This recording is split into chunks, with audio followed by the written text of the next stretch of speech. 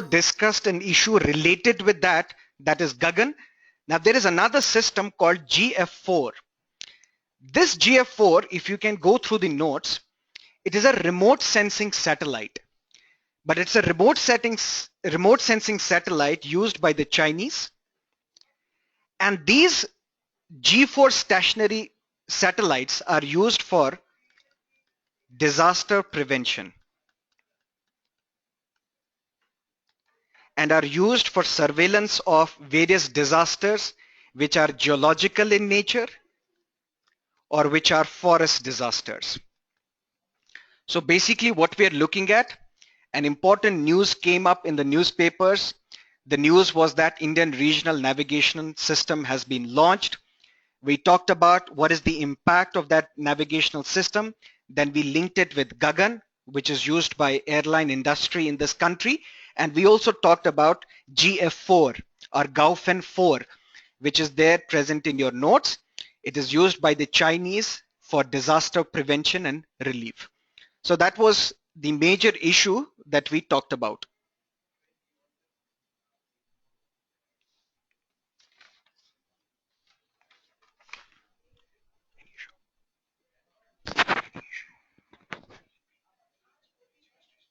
That's it. Anything else? So there is a question that please explain GF4. If you look at the notes, that is why we have given you the notes even before. So in page number 5, you can look at GF4, which is a geostationary satellite. This satellite will be used by the Chinese once it will be fully developed. This is a remote sensing satellite. So what the satellite will focus on once it is in operation, it will focus on disaster prevention. So it will monitor which are the areas where we may see possible eruption of a disaster. And then relief measures will be undertaken because of the information that we get from GF4. So this is basically an idea about GF4. Since we are talking about Indian satellite system, we need to talk about something similar that the Chinese are doing. Now let's look at another issue. Last year, Rajasthan government banned the practice of Santhara or Salekhana, terming Santhara as suicide. Now what is Santhara? Santhara is basically a Jain practice. A member of Jain community withdraws from food, water, and other worldly bonds, ultimately leading to his death. According to Jain philosophy, this Santhara is the best form of death. That is, best form of death is by starvation, and ultimately it leads to bliss. Rajasthan High Court banned this, terming this as suicide, because suicide is a criminal offense under section 309 of Indian Penal Code. Ironically, last year itself, the Union government recommended that we will delete section 309. But as of now, it has not been deleted. So suicide or attempt to suicide is still a criminal activity. Matter went to the Supreme Court. Supreme Court stayed the decision of Rajasthan High Court, but the matter is pending before the Supreme Court. So the question is Santhara suicide? To answer this question, let's go back to Article 21 of Indian Constitution. If you look at Article 21, it talks about a right to life. But fundamental question that you should ask, if I have the right to life, do I have the right to die? Clearly, if you have right to life, should you have right to die as well? Matter went to the Supreme Court. Rathinam versus Union of India, 1994. Supreme Court said, if you have right to life, you also have a right to die.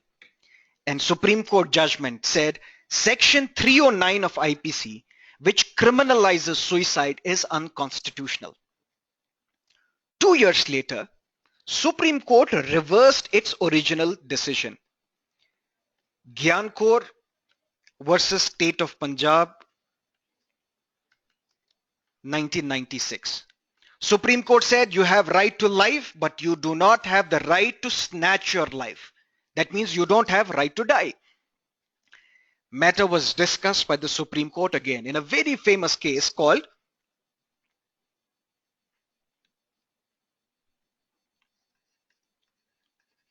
Aruna Ramchandra Shanbag, 2011. Aruna Shanbag was a young nurse at a hospital, but she was brutally raped by an individual. Ultimately, she was on a vegetative state. Basically, you can say she was on coma, and there was not even an iota of doubt that she will rise back.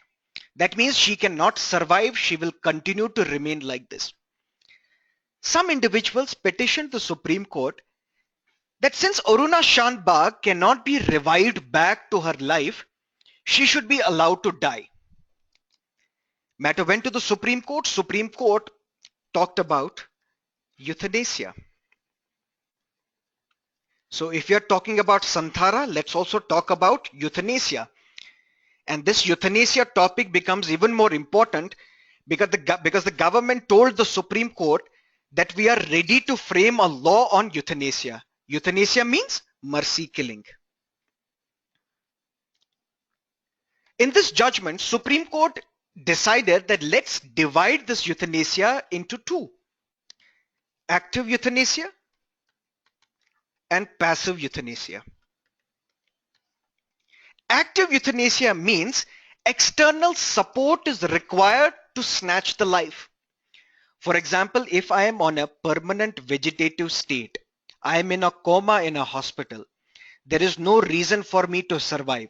I will never survive. I will not revive myself back into life. But external injection is required to kill me. If external support is required to kill me, it is called active euthanasia. But let us assume for a while that I'm on a ventilator. That means external support is there to support my life. If we remove ventilator, I will die. That means only the external support is to be snatched and a person will die. Supreme Court said passive euthanasia is allowed, active euthanasia is not allowed. So that is the picture currently in practice. Although the government has told the Supreme Court that we will frame a law on euthanasia, but no law has been framed yet. We basically rely on judicial decision, and judiciary has decided that let's divide euthanasia into two: active euthanasia and passive euthanasia. In active euthanasia, we do not practice active euthanasia, but passive euthanasia can be allowed. That means if external support is snatched, a ventilator support is snatched and you will die, this thing we can allow. But once we are talking about Santhara, we are talking about euthanasia. So from your ancient history, the Jain principles become very important. So please go through them in your ancient history notebook. And when Jain principles or 5 vows are asked, don't think that this is an ancient history question, but in effect, it will be a current affairs question. Currently, the issue is Santhara. Link it to your ancient history and please read everything about Jainism. Can we link it with art and culture? Clearly, yes. We talked about Santhara. That means an individual starves himself and he dies. Chandragupta Maurya.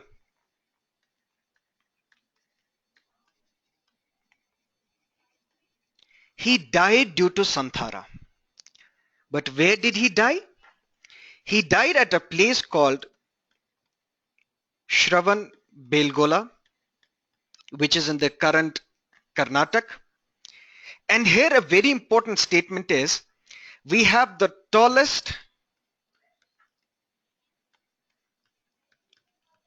monolithic statue of Bahubali. Now, yes, Bahubali has been one of the highest grossers in India last year, but that's not the relevant point here. Who was Bahubali? Bahubali was the son of Rishabda. Chandragupta Maurya died while practicing Santhara. He died at a place called Shravanbelgola. At Shravanbelgola, we have the tallest monolithic statue of Bahubali, a very important statement. And at Shravanbelgola, there is an important Jain festival called Mahamastak Abhisheka. This is a very important statement and a sure question that can be asked in the prelims. At Shravanbelgola, an important Jain festival is held called Mahamastak Abhisheka, and this Mahamastak Abhisheka is held every 12 years. So this completes our another issue that we discussed. And if I'm going to ask you 520 rule is associated with number 1, defense procurement,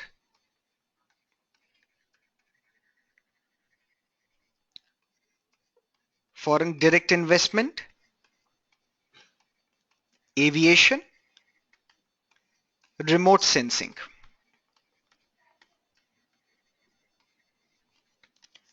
"520 rule is associated with which of the following?" A very important question, and it is associated with aviation. But what does this 5/20 rule means? For example, tomorrow I want to start an airline industry. Let us assume for a while that we are starting Byju's Airlines. When will this Byju's airline be given permission to flight international flights or to conduct international operations? For that, we have 5/20 rule. The rule states that this airline should have at least 20 aircraft fleet, and it should have been in operation domestically for 5 years. If an airline is conducting operation for 5 years and minimum it has 20 aircrafts, then this airline will be given permission to start international operations. This topic was very much in the news because we saw the emergence of new airlines into Indian industry. We saw Vistara started its operations. We saw AirAsia started its operations. We also saw that there is a case pending because of the foreign direct investment in Jet Airways by Etihad. So airline industry becomes very important. What is relevant in case of airline industry is this 5/20 rule, and 5/20 rule merely means that you should be conducting domestic operations for 5 years and you should have a fleet of 20 aircraft. If you satisfy these two conditions, you will be given permission to conduct international operations. This also will become an important area from mains point of view, but we will discuss as and when it comes. Now let's look at another issue. We see that something is happening currently in this country.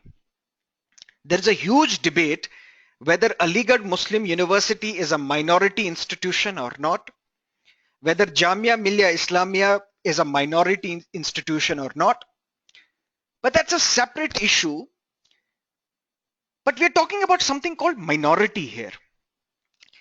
And when we're talking about minority, Constitution under Article 30 recognizes only two types of minorities. Minorities who are based on either religion or language. No other condition has to be there. We recognize minority either on the basis of religion or language. But the question is, do we have a minority language? This topic was hotly debated in the news. Ultimately, the HRD minister, Shrimati Smriti Irani, answered a question in Lok Sabha, and she said, we do not have a minority language in India, but we have something called endangered language. Now this becomes a potential question in your examination. Simriti Irani said, we have a scheme for these endangered languages, which is called protection, preservation of endangered languages. And who will handle this scheme? This scheme will be handled by Central Institute of Indian Languages, which is at Mysore. So basically, Simriti Irani said, we do not have a minority language, but we have endangered languages. And to protect and preserve these endangered languages, we have a scheme for that. This scheme will be run by Central Institute of Indian Languages. But the question that you should be asking, what do we mean by an endangered language? Endangered language is any language which is spoken by less than 10,000 people. A very important statement for prelims point of view. Any language which is spoken by less than 10,000 people becomes an endangered language. According to UNESCO, if I will give you a statement, according to UNESCO, a language becomes extinct when only 1,000 people speak or remember that language.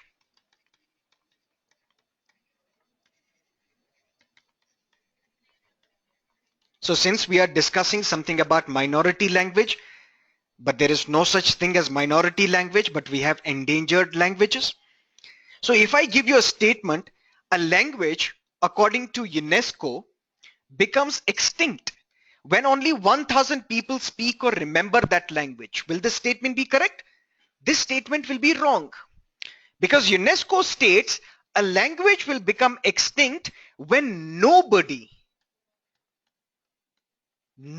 speaks or even remembers that language. And UNESCO has divided languages, categorized languages into 4. Vulnerable,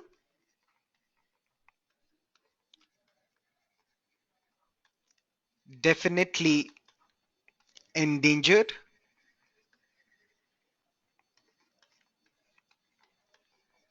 severely endangered,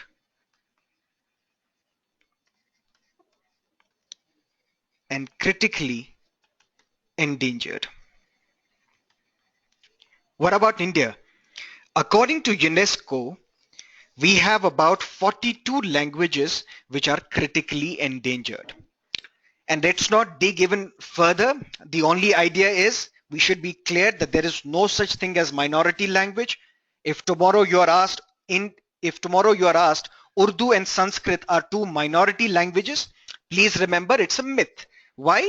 Because we do not recognize any language as a minority language. All we have is an endangered language. And what is an endangered language? Any language which is spoken by less than 10,000 people. This completes our topic. Let's look at another one. Prime Minister Mr. Narendra Modi went to UAE. And in UAE, a joint statement was signed where it was decided that we will have India, UAE, Infrastructure Investment Fund. And this fund was created. The target is that this fund should have $75 billion. But what is the usage of this fund? In which activities will this India UAE Infrastructure Investment Fund be used? It will be used to fund the infrastructural projects in India. Roads, bridges, all these important infrastructures for which we are hungry for money, for which we are hungry for investment. And these investments will be provided by this infrastructure fund.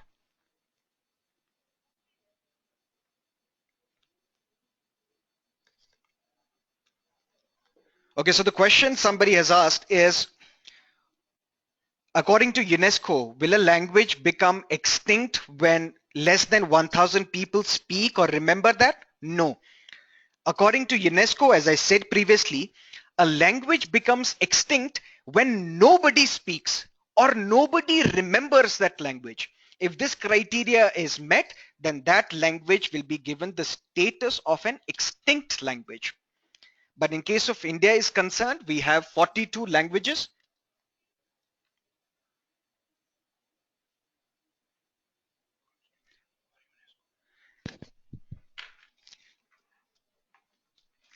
We use the term endangered languages in India with respect to the definition which was given by UNESCO. Any language which is spoken by less than 10,000 people becomes an endangered language. And once a language becomes endangered language, then what the government needs to do, it needs to protect that language. How can you protect that language? First, you have to document that language. You have to preserve the script of that language so that tomorrow we can start a course on that language and this language will continue to survive. That's the only intention for government interference in this case. That means if a language is there at the verge of being extinct, the governmental support is required to keep that language surviving.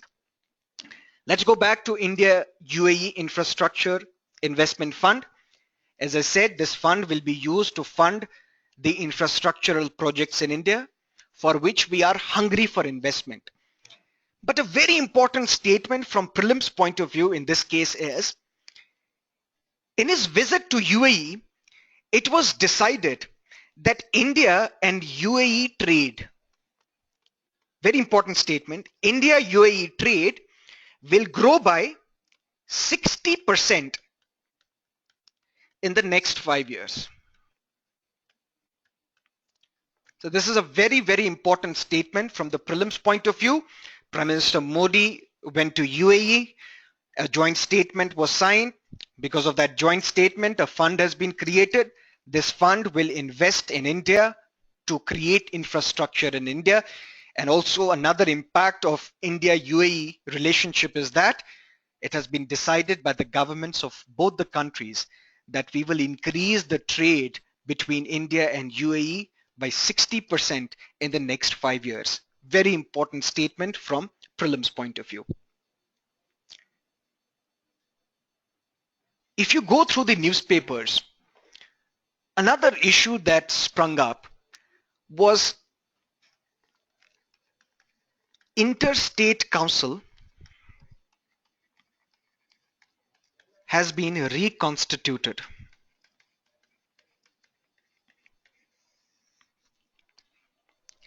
According to Article 263 of the Indian Constitution, India provides for the establishment of this Interstate Council. But let me make it very clear. This is a statement that most of you miss. This article makes it clear that Interstate Council is not a permanent constitutional body.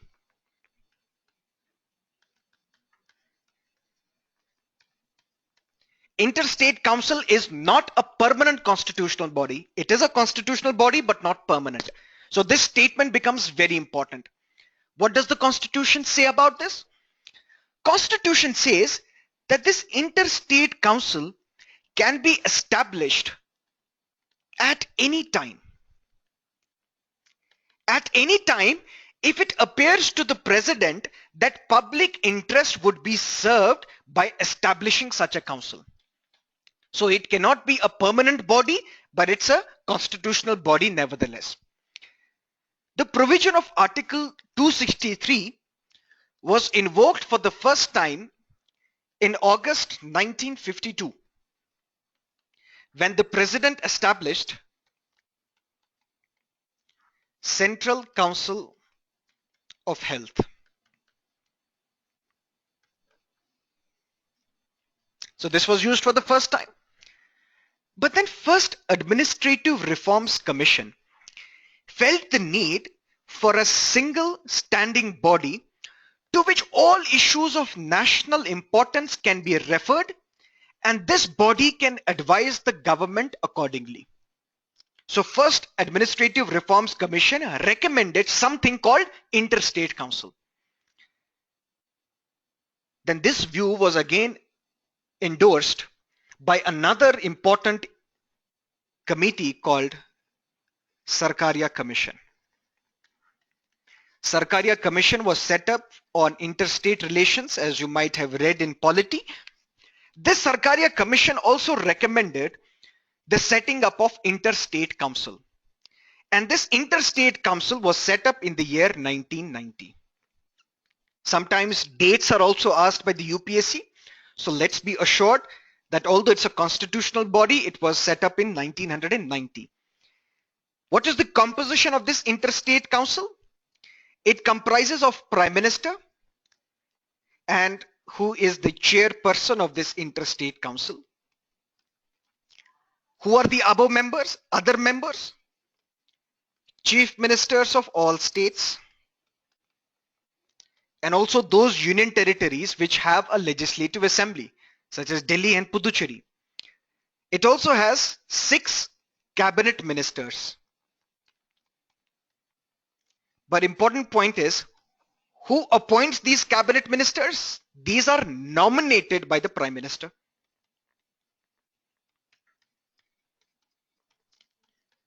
But since we are seeing that governor's rule was imposed in Arunachal, it is also there in Uttarakhand, prior to that it was in Jammu and Kashmir, prior to that it was in Delhi. Can governor become a part of Interstate Council? Yes, governor can also attend those meetings provided governor is heading a state government. That means a state assembly which has been dissolved under Article 356. If a state does not have a popular government, the governor of that state can attend these interstate council meetings. But another important point here, very briefly, is that there is something called standing committee.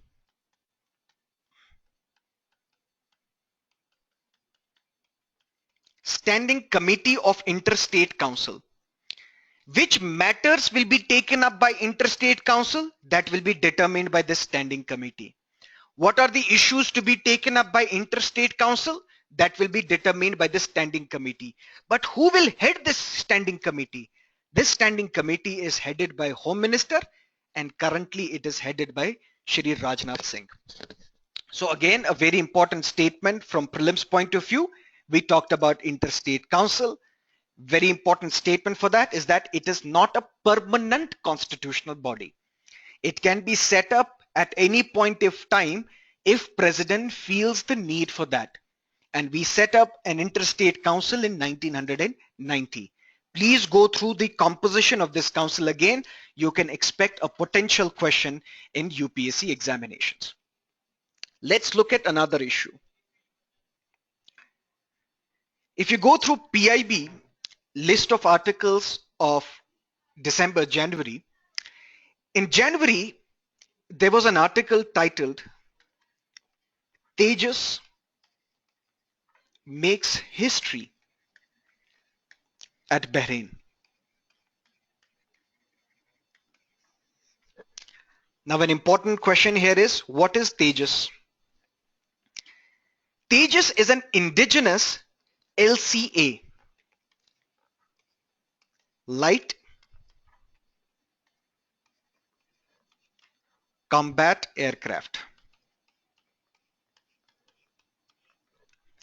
And for the first time, this India's indigenous light combat aircraft participated in an international air show at Bahrain in January 2016.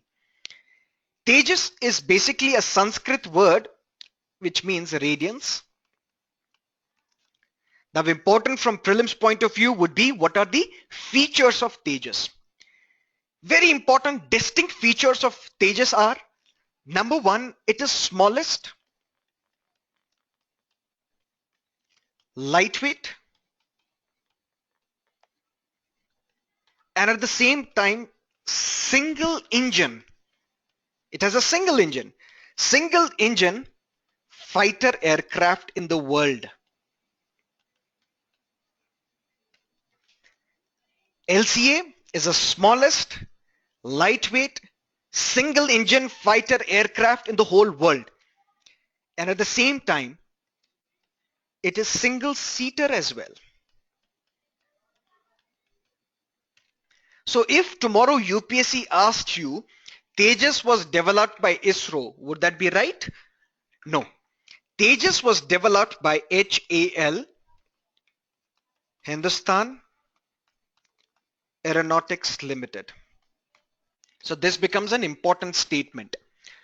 But once we are talking about Tejas, let's also talk about Astra.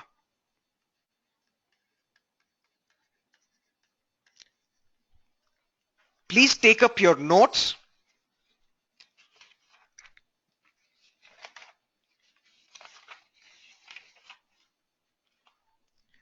The December notes that have been provided to you. Please go through the topic number 8 on those notes. Air-to-air missile Astra. Now, who has developed this Astra? If Tejas was developed by HAL, Astra is developed by DRDO, Defense Research and Development Organization. If Tejas is the smallest and lightweight single engine fighter aircraft in the world, this Astra is the smallest of the missiles developed by DRDO. And third important statement from Astra is that this missile can be launched from different altitudes, which makes Astra one of the unique missiles developed indigenously by Defense Research and Development Organization. This is how you will have to look at any issue which comes up. If a news on Tejas is there in the newspapers, please link it with something else as well. Then only you can relate the topics and ultimately you will be able to answer the questions effectively in the examinations. So Astra is done, Tejas is done. Let's look at another issue. Something related to error 451. To me, a very important question can be asked on this. There existed something called Section 66A of Information Technology Act. What was this section basically talking about? If I say something using a computer device, which can be a laptop, which can be a palm top, which can be a smartphone, and this causes annoyance to you, you can get me arrested. But isn't truth always annoying? Shiv Sena Supremo Bal Thackeray died. One lady in Maharashtra wrote on her Facebook post that why do we need to organize a bandh if Bal Thackeray has died? This post she posted on Facebook. Another of her friend liked this post, and both these ladies were arrested by the police. Why? Because this post caused annoyance to Shiv Sena members. This was heavily criticized by the civil society, by activists, and ultimately this section was deleted by the Supreme Court decision in a very famous case called Shreya Singhal case. But if section 66A was deleted, section 69A was left intact. What is the power given by this section 69A of Information Technology Act to the government? It grants power to the executive that they can block websites. So forget about saying something which causes annoyance to the people. The government can block websites, the government can block URLs, the government can block pages on the internet. But something dramatic happens. Have you ever found out that whenever you are trying to search something on the internet, error 403 comes, and it's also written that it is forbidden. What does that mean? That means the server is telling you that we can reach this location. We have understood your request, but we cannot take you there. That means this particular website or this particular URL is forbidden for you. What are the reasons? We do not know. But we cannot take you to the location where you want to go. Not just this, something else, 404, which means not found. That means a resource, a URL, a website has been removed temporarily, but may be available in future. But this was causing annoyance to activists. And many experts and activists argued that a specific standard should be created which can tell the internet users that the content that you want to view is unavailable. Why? Because it has been censored by the government. So if a URL or a website was forbidden, if a website was not found, you still do not know what was the reason for that.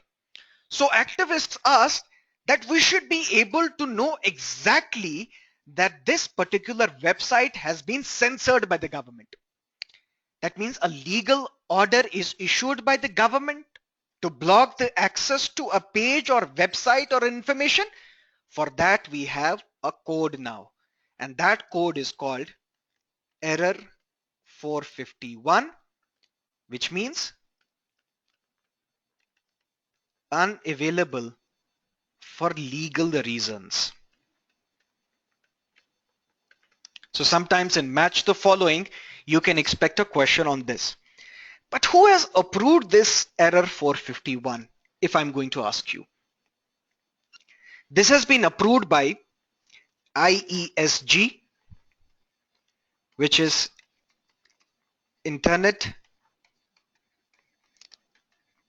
Engineering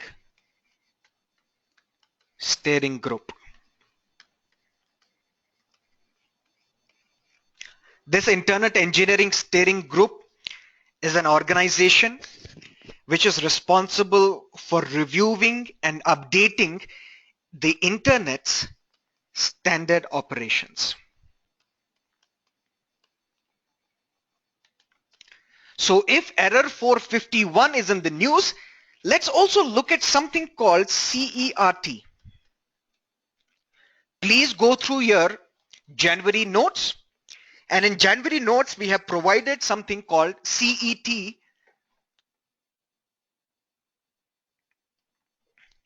CERT-IN. What do we mean by CERT? CERT means Computer Emergency Response Team. This Computer Emergency Response Team works under Ministry of Communication and Information Technology. Very important. Consider the following statements regarding CERT. It is under the Ministry of Communications and Information Technology. Yes. But why is it used? What is the function of CERT? It deals with cybersecurity threats like hacking, like phishing that we are witnessing every day in our country. So everything regarding the cybersecurity threat that we as a nation are facing, that will be handled by this Computer Emergency Response Team. So a very important statement. Another important objective of CERT is that it protects Indian cyberspace. But it does not just protect Indian cyberspace, but it also protects the software infrastructure which supports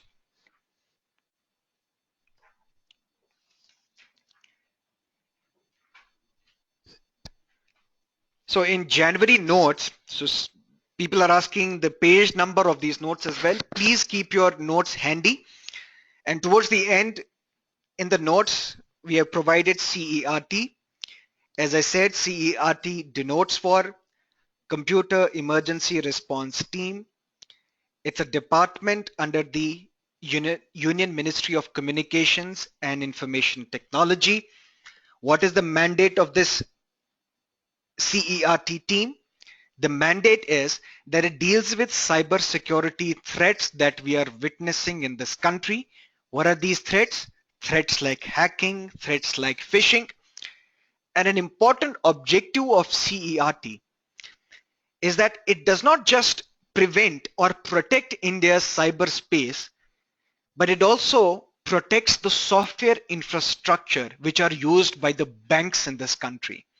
So to prevent the misuse, to prevent the theft of these financial infrastructure, the CERT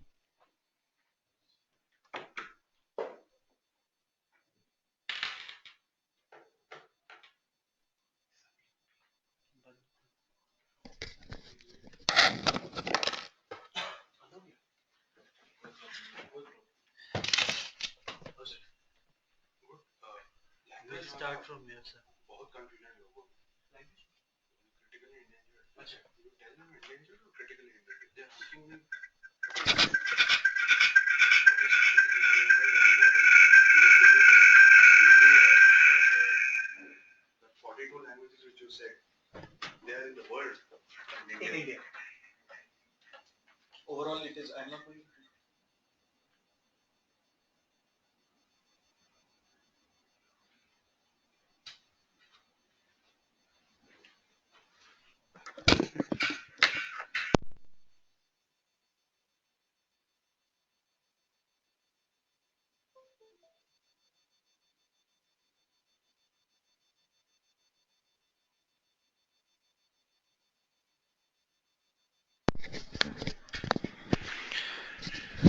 We apologize. There was some technical error from our side. Please bear with us for a while.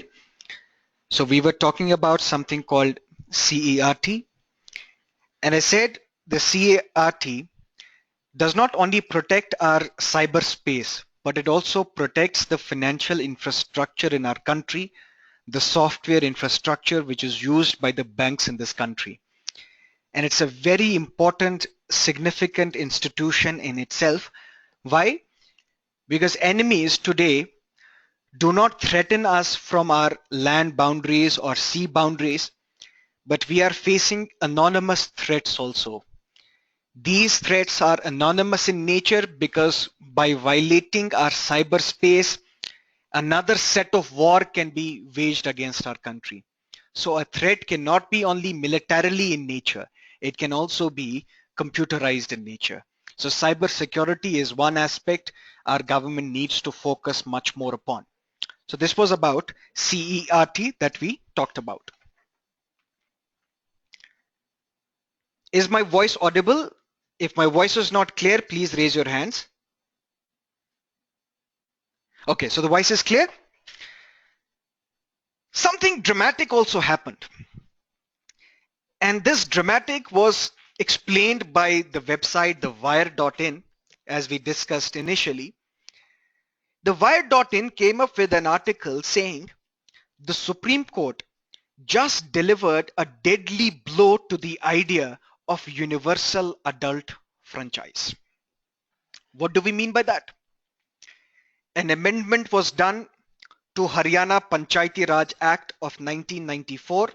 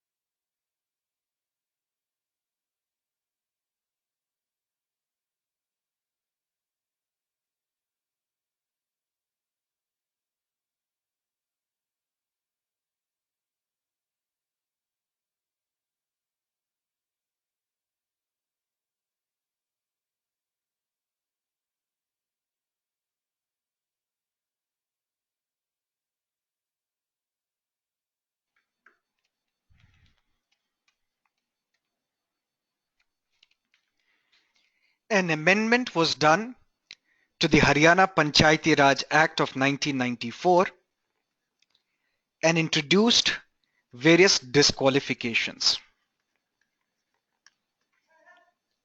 So since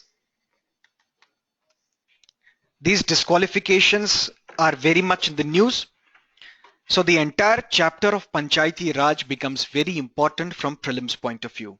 So please go through that chapter once.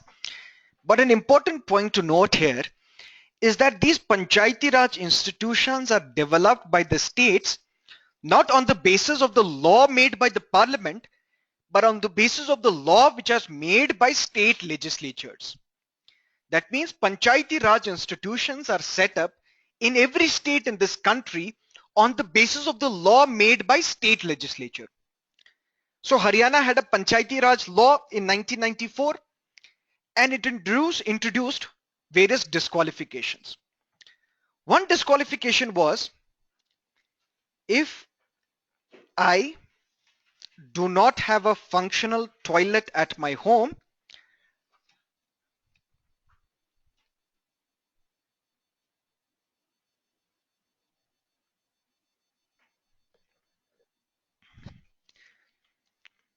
if I'm an individual, I want to contest Panchayati Raj elections, but if I do not have functional toilet at my home, I will be disqualified. Not just this, some educational qualifications were prescribed.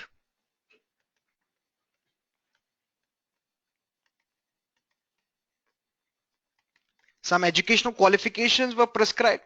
For example, if I'm a male and I'm from general category, I should be 10th pass.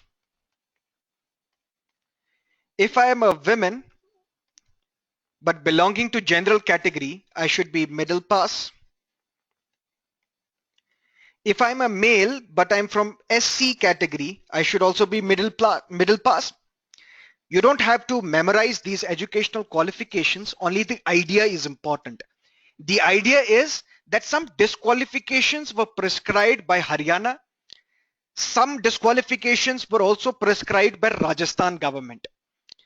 Matter went to the Supreme Court said yes, you can prescribe such disqualifications.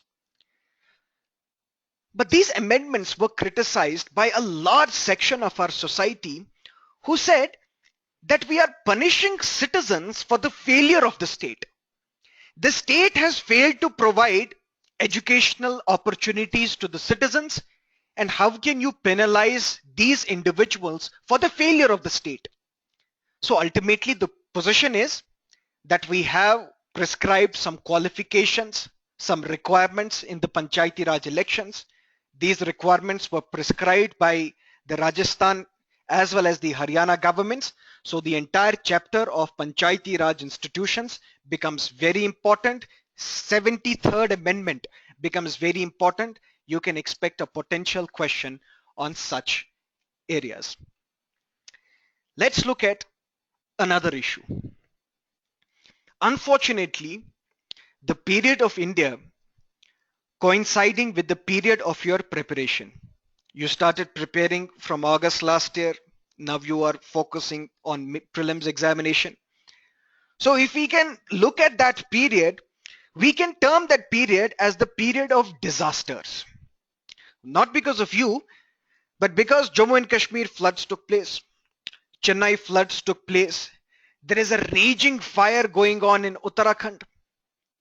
So these disasters, something related to them becomes a potential question in your prelims examination. And for that, we need to understand NDMA. National Disaster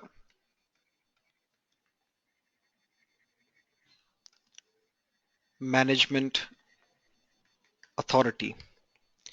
There are still people who are asking about the endangered languages. Let me make it clear again very briefly. An endangered language is a language in India which is spoken by less than 10,000 people in this country. If any language is spoken by less than 10,000 people in this country, it becomes an endangered language.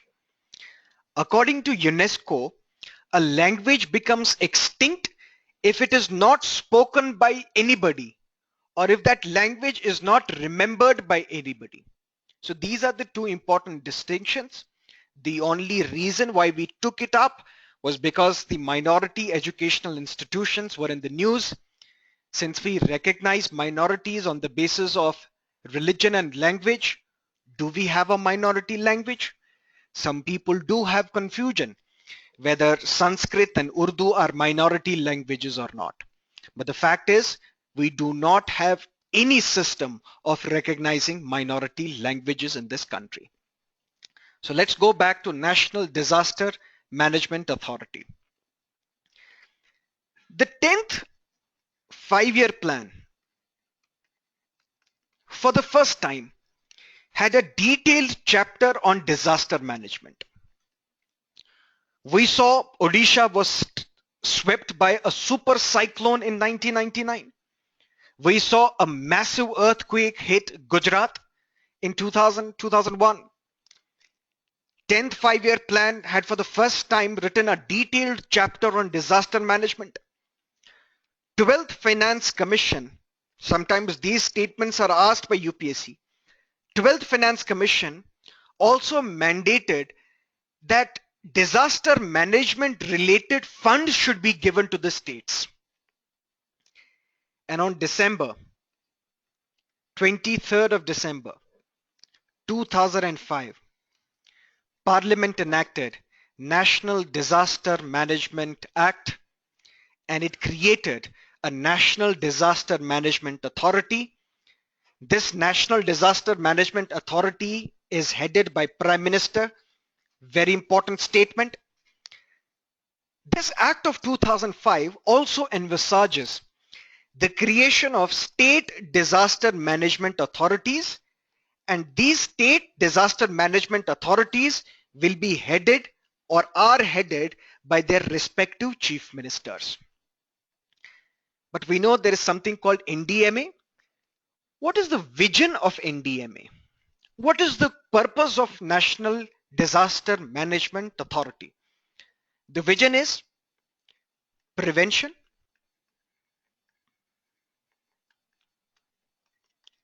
preparedness, and mitigation of disasters. This National Disaster Management Authority lays down policies, plans, and guidelines for disaster management. But exactly how it happens? The minute National Disaster Management Authority sees extreme weather conditions are there in place, NDMA sends red alert. Red alert is sounded. Red alert is sounded to whom? To state governments, to armed forces.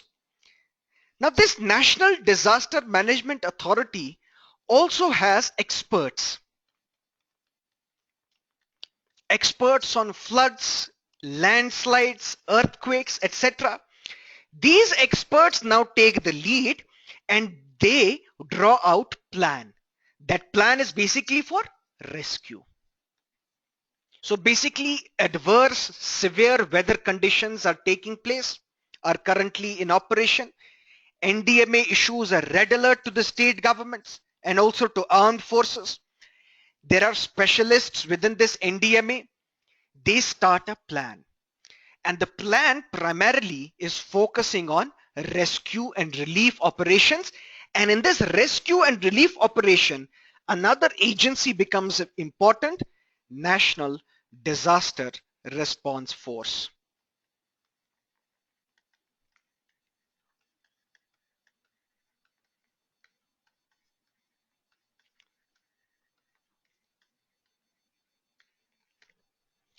So that means we saw what happened in Odisha.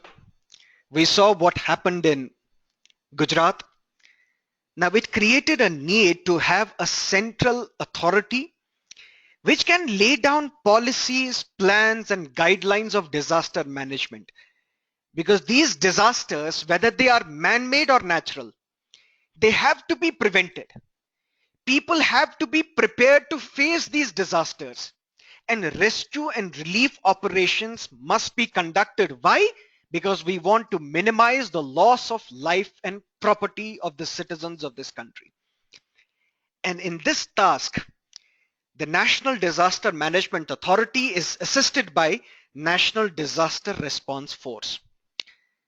Now, an important statement for your examination will be, will there be a separate force of National Disaster Response Force? No. National Disaster Response Force will have people from BSF, will have people from CRPF, will have people from Indo-Tibetan Border Police, will have people from Central Industrial Security Force, will have people from Sashastra Seema Bal. All these individuals will be sent on deputation to this NDRF, and this NDRF will help in rescue operations whenever national or man-made disasters struck this country. And an important point to remember is that this National Disaster Management Authority is under Ministry of Home Affairs. A very important statement from prelims point of view.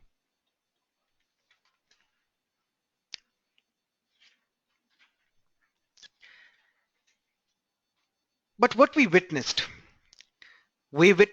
J&K floods, we witnessed Chennai floods, we are witnessing something bizarre in Uttarakhand, the fire which is ravaging the forests. But why is it happening? Flood plains are required. What is the requirement of flood plain?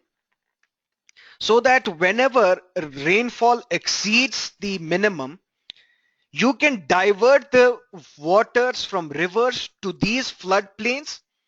Ultimately, the cities will survive. The cities will not submerge underwater. But what we saw in Chennai and what we also saw in Uttarakhand, many cities were overbuilt on these floodplains. So once these floodplains were occupied, were encroached by the people, where will water go? The water will submerge the population, and this is exactly what happened in Uttarakhand. This is exactly what happened in Chennai as well. But if disasters are in the news, NDMA becomes important, NDRF becomes important, but something in geography such as maize becomes important. I will not discuss much deeper about maize, but please go through in your geography notebook about maize. To tell you briefly why maize is important, because it has been observed worldwide that crops such as maize can cause the soil to lose its ability to retain water. When the soil loses its ability to retain water, this leads to runoffs, and ultimately it leads to floods. So when we are discussing disasters, please go through maize from your geography notes. Also, something called Prime Minister's National Relief Fund.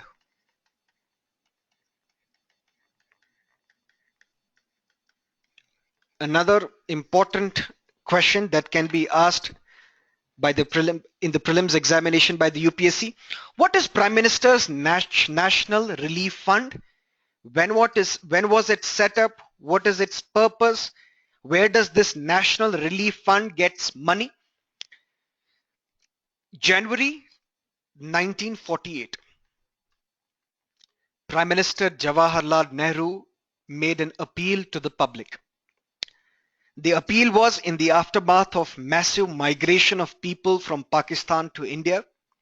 That was the worst thing that happened to this country, the partition of this country. Leave that aside. Hundreds and thousands of displaced persons were coming from Pakistan. We needed to support them. Prime Minister Nehru made a speech, please provide donation. And because of that appeal, this Prime Minister's National Relief Fund was established. So very important point from prelims point of view is that this Prime Minister's National Relief Fund has not been constituted by the Parliament. This fund has not been established by the Parliament. But if it has not been established by the Parliament, this has been established on the basis of the appeal made by Jawaharlal Nehru. What is the objective of this National Relief Fund? Let's talk about that. Very important statements will come up. Number one, it is a fund. So when it is a fund, it will have money in it. How can you use this money? This money will be used to provide relief to the families of those who are killed in natural calamities. Natural calamities such as floods, cyclones, earthquakes. That means this money which is there in this fund will be used to provide benefit, relief to those who have been affected by these natural calamities. But does that mean only natural calamities? No. You can also use this money to help the victims of accidents and riots. That means not just natural calamities, please understand this carefully, not just natural calamities, but also those who are suffering from riots, although also those who are the victims of major accidents. But only these two? No, there is another category. Sometimes money from National Relief Fund is used to provide assistance for those who require medical treatment, such as heart surgeries, kidney transplantation, similarly cancer and so on. So this National Relief Fund was set up in 48. It was set up on the basis of an appeal made by the then Prime Minister. When it is a fund, it will have money.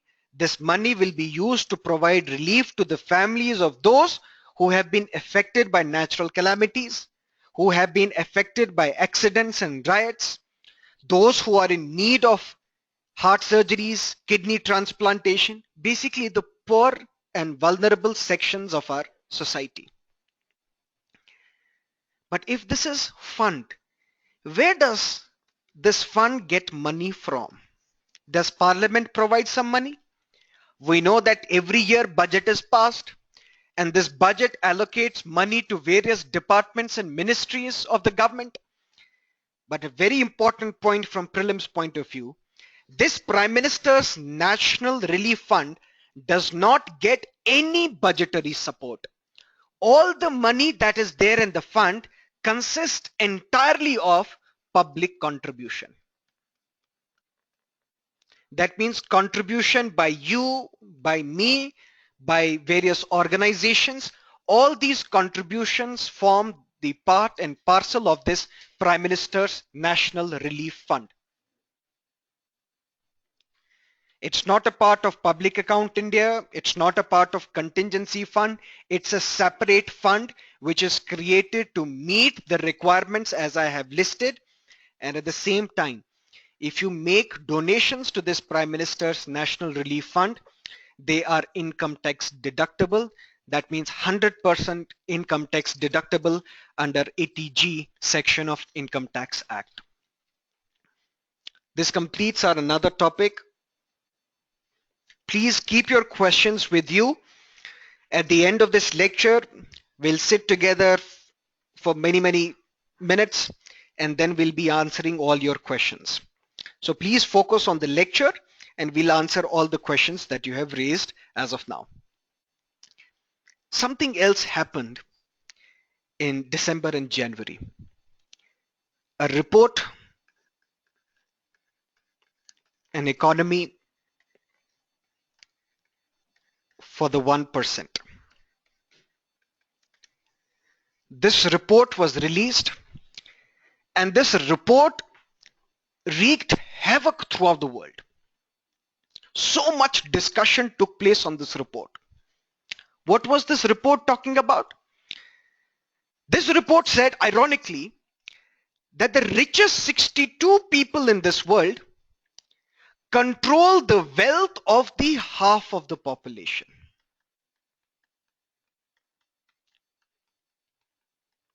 That means there are 62 people in this world who control the wealth of half of the world population.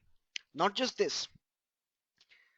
1% people in this world, just 1% people in this world own more wealth than the other 99% combined.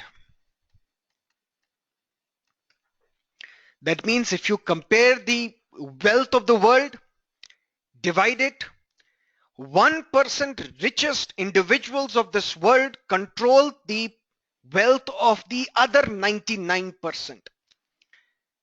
But important question is, if this report was made headlines throughout the world, who released this report?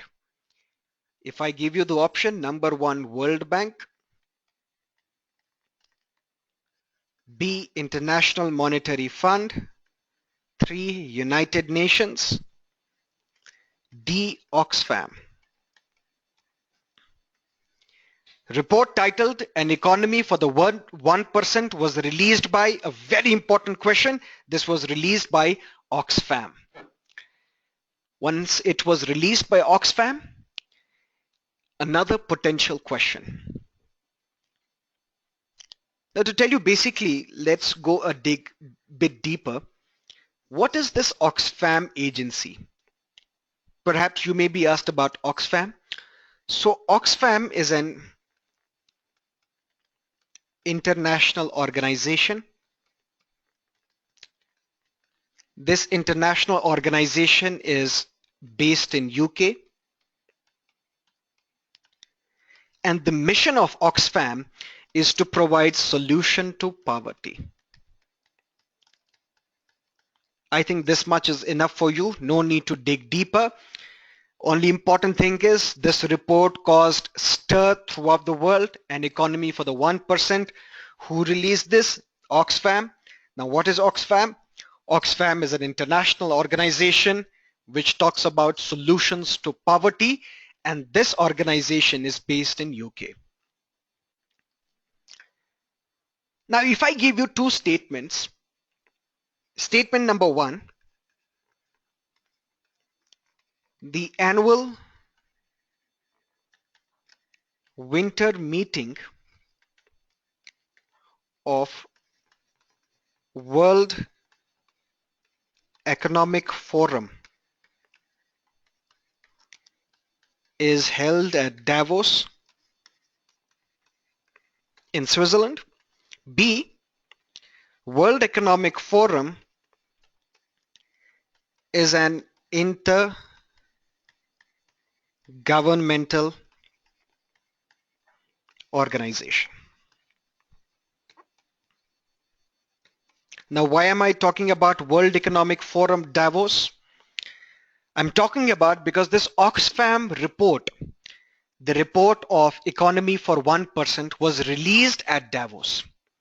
So the first statement becomes correct. The annual winter meeting of the World Economic Forum is held at Davos. Fine. Second statement, World Economic Forum is an intergovernmental organization. Because sometimes you're asked these questions. IPCC is an intergovernmental organization. Some another institution is an intergovernmental or non-governmental organization. This World Economic Forum is not an intergovernmental organization. It is a non-profit organization.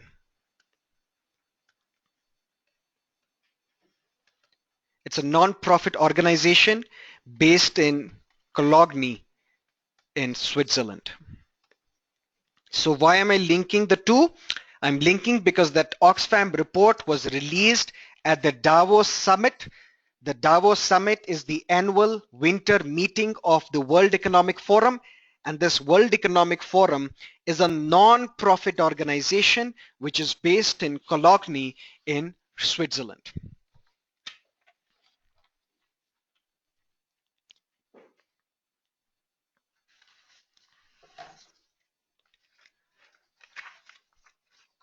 Now please take out your December notes, and the first topic that is mentioned there is G6PD deficiency.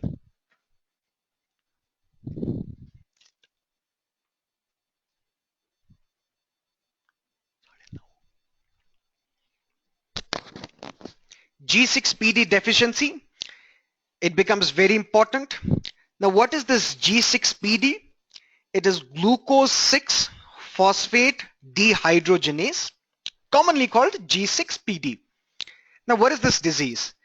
This disease is hereditary in nature, and it is caused by abnormal functioning of a red blood cell enzyme. Now understand, red blood cell plasma membranes, they contain a number of enzymes. Enzymes such as ATPases, anion transport protein. You don't need to memorize this. This is just for the sake of information. Basically, RBC plasma membranes contain many enzymes, and these enzymes perform a host of functions.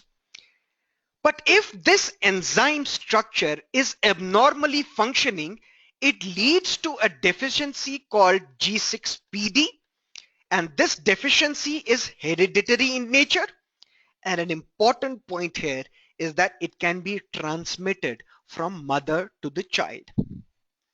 But why are we discussing this?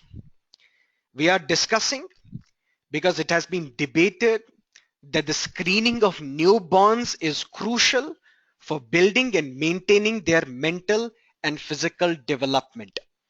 And G6PD is designated as a serious concern in India today, particularly in the Indian state of Odisha.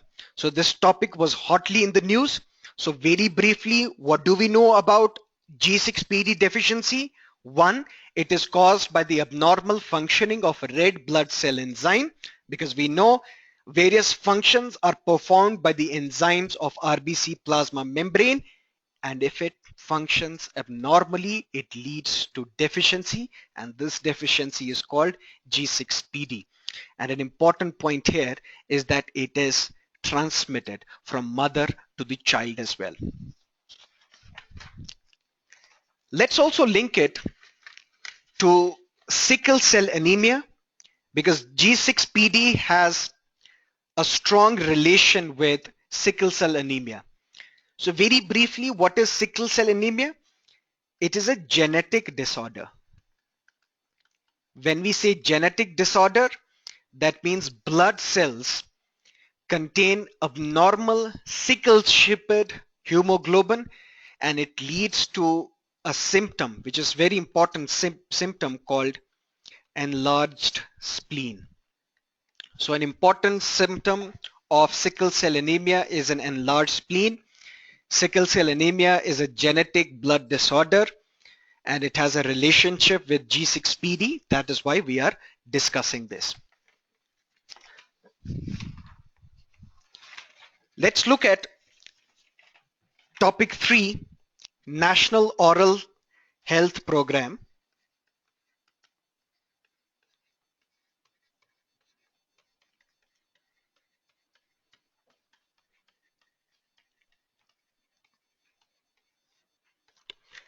Now, what is this? It's an initiative of the Government of India, and the initiative is to improve oral health. But an important statement here is that this National Oral Health Program, it encourages, sometimes the statement will be given in your prelims paper and you won't be able to answer this because this is something tricky here. This National Oral Health Program encourages promotion of public-private partnership for achieving better oral health. Now this private-public partnership, public-private partnership is also in the news. Why? Because Vijay Kelkar committee was set up. This has been provided in your notes in a detailed manner. report of Vijay Kelkar Committee on Revitalizing and Revisiting PPP Model and Infrastructure. But this report becomes important from the mains point of view. In prelims point of view, you may be asked, match the following. So Vijay Kelkar Committee was set up for PPP in infrastructure. We had another committee, Deepak Mohanty, which was set up for financial inclusion. We had another committee called Eastward Panel, which was set up to revolutionize the direct tax laws. So no need to dig deeper into these, just understand this may be a potential question and match the following: Vijay Kelkar, Deepak Mohanty and Eastward Panel on the direct tax laws. Let's look at another issue,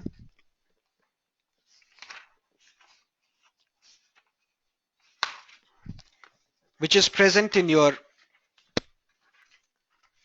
January notes, and that issue talks about the amendment, the 2015 amendment to prevention of atrocities related to scheduled castes and scheduled tribes. So many new atrocities have been added, atrocities such as garlanding with chappals, grievous hurt causing to the scheduled caste, scheduled tribe individuals. All these new offenses have been added. But an important point here is that this new amendment talks about the establishment of exclusive special courts.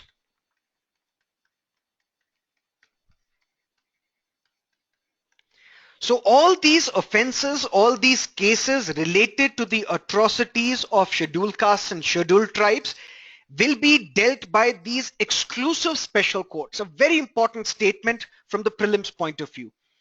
And as far as possible, the trial of these cases will be completed within 2 months. Another important statement, very important statement, is that a new chapter was added. This chapter talks about rights of victims and witnesses. What does that mean? For example, I'm an accused. I'm an accused under Prevention of Atrocities Act. Now I'm seeking bail. If I'm seeking bail, the victim will be definitely heard. Initially, there was no such provision. But this amendment makes it absolutely binding that if an accused is submitting bail application, the victim will be heard. Not just this. Now I am convicted. When I'm convicted, I'm inside the jail. When I'm inside the jail, that means I can be released on parole. I can also be released on furlough. If I am applying for parole, if I'm applying for furlough, the victim whom I have violated, this victim shall be entitled to be heard under these new amendments. So these 4-5 statements become very important from the prelims point of view. Number one is the establishment of exclusive special courts which will deal with such offenses.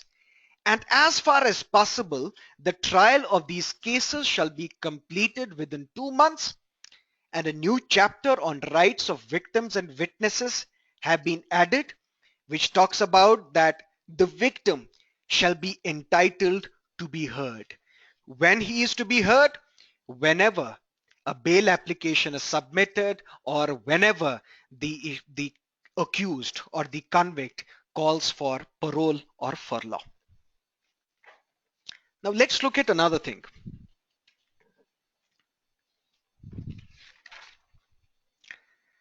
The Delhi's odd-even rule is making headlines. Not just odd-even rule, which is currently in its second phase, but also judicial activism. What do we mean by judicial activism in this case? Diesel vehicles of more than 2000 cc, they cannot be registered in Delhi. So pollution becomes a hot topic. When pollution becomes a hot topic, the government issues a statement. The government issues a statement that India will leapfrog from Bharat Stage 4 norms to Bharat Stage 6 norms. When? By 2020. So what do we mean by Bharat Stage norms? What impact does it have? Will it have an impact on pollution? What will happen to automobile industry? What will happen to oil refineries?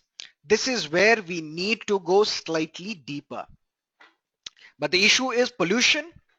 The issue is judicial activism performed by the Supreme Court and the center's decision that we will leapfrog from BS4 to BS6. That means currently we are following Bharat Stage 4 norms. Ideally, we should have entered into Bharat Stage 5 norms. Government is saying we will skip Bharat Stage 5 norms and we will directly go to Bharat Stage 6 norms by 2020. But what is it? Vehicles release pollutants? Yes. That causes pollution? Yes. Can we do something to the internal combustion engine and the fuel that is used in these engines to minimize the pollution? Yes. How can we do that? By prescribing a standard. What are these standards? Bharat norms. Bharat norms were introduced in this country in 2000, and these are equivalent of Euro norms that we see in Europe or European regulations. But the question that you should be asking me is that what will happen if we switch from Bharat Stage 4 to Bharat Stage 6?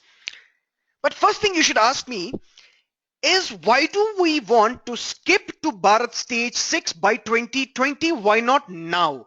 Why should we wait till 2020 to switch to Bharat Stage 6 norms? This is the question that somebody has asked. Let me answer this.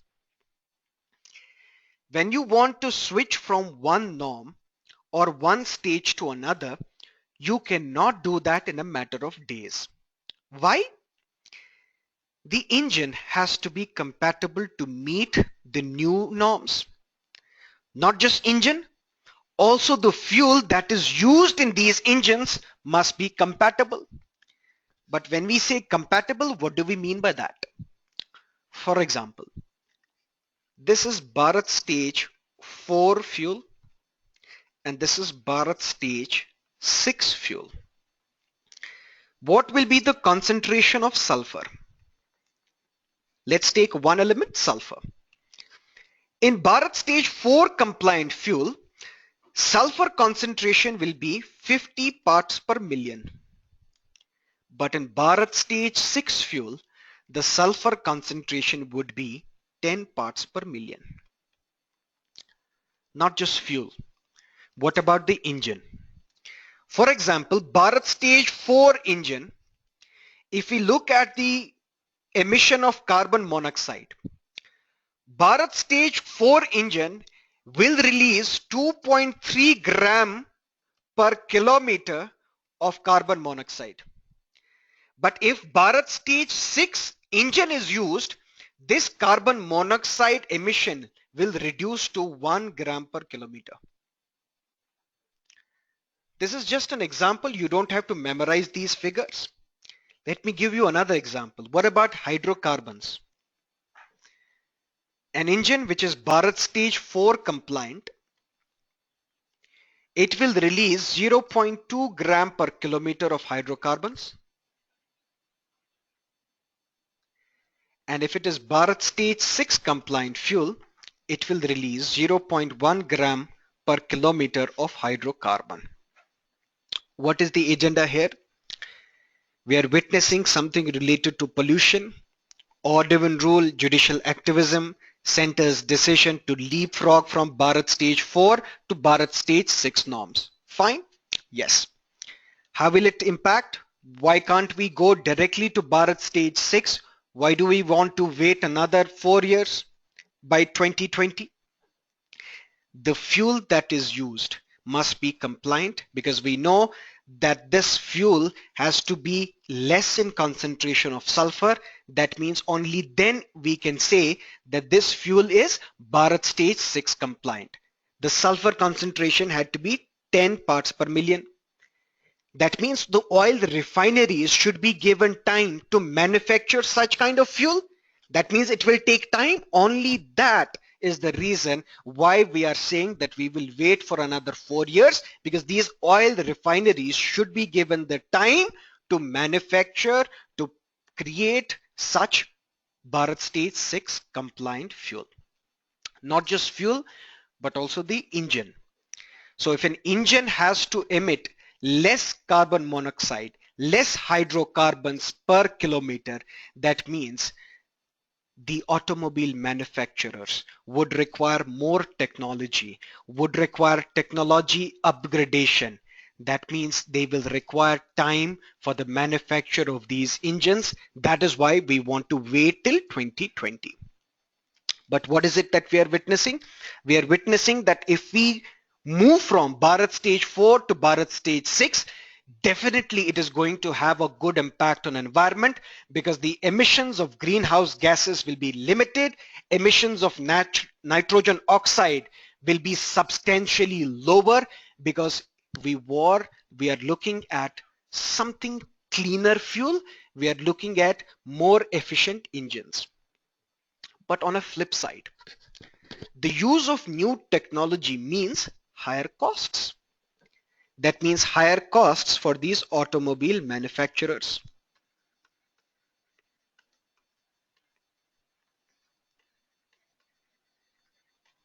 If higher costs for these automobile manufacturers, who will bear the cost? You, because you are the consumer. Also, oil refineries too will need extra money. Why would they need extra money? To produce superior quality fuel. But who will bear the bill? You, because you are the consumer. But ultimately, who will be benefited? You. Remember, if there is smoke without fire, it's time for new emission standards. That means what we talked about in the context of pollution, we talked about Bharat Stage 6 norms, because the government has decided we will skip the 5th stage, we will directly move to the 6th stage. All that you require to know from that, we have covered in this lecture. Let's look at another issue. The issue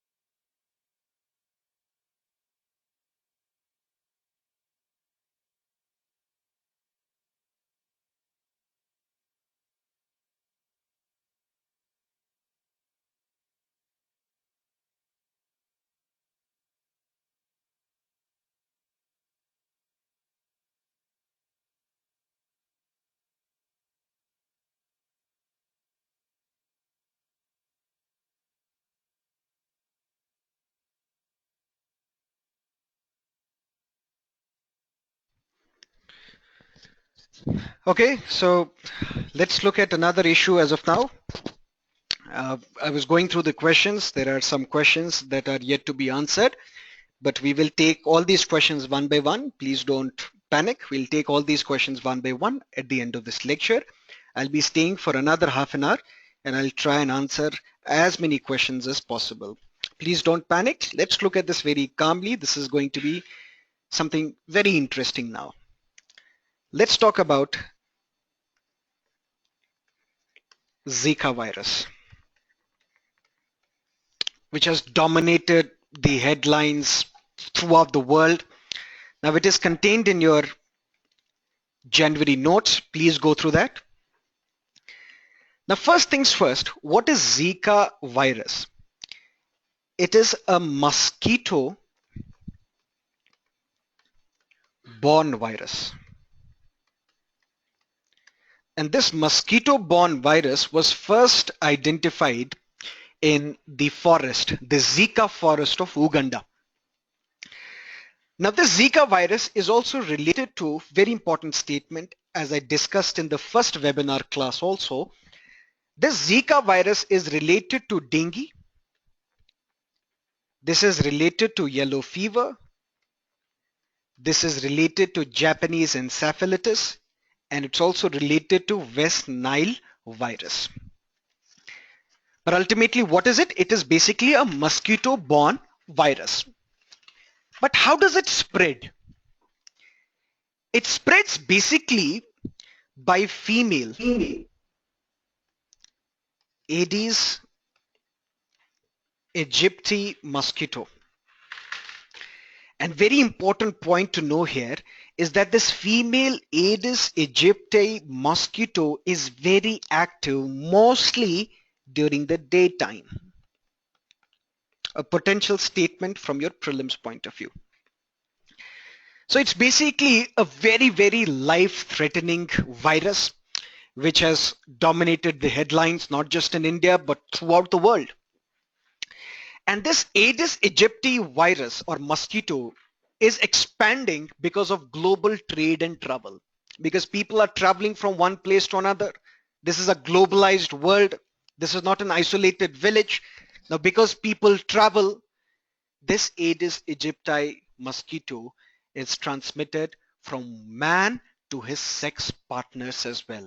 That means one of the most damning thing about the Zika virus is its sexual transmission.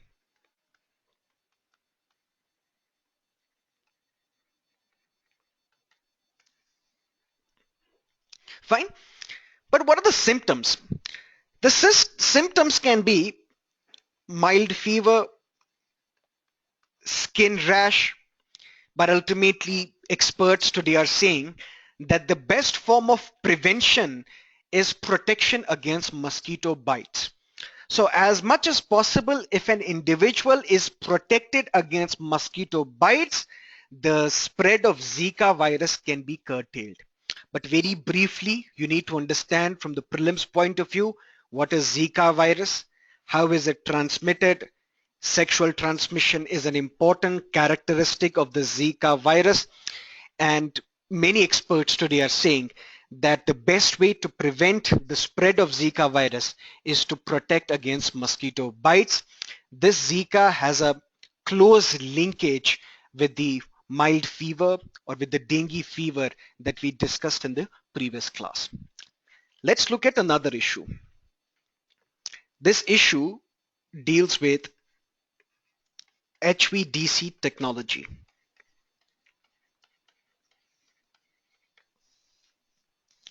Now, what is an HVDC technology? It's an electric power transmission system. Now, I'll write this here. It's an electric power transmission system. Now, many of you might be thinking about why do we need to discuss HVDC technology? Let's not forget, last year, a question on photovoltaic cell was asked. Prior to that, we were asked about how is it that the water purifier works. So basically, these things which are present in everyday life, these things become very important and potential question in your civil service examination. We were also asked last year, why is it that the food which is stored in refrigerator does not turn stale? Something to do with the respiration?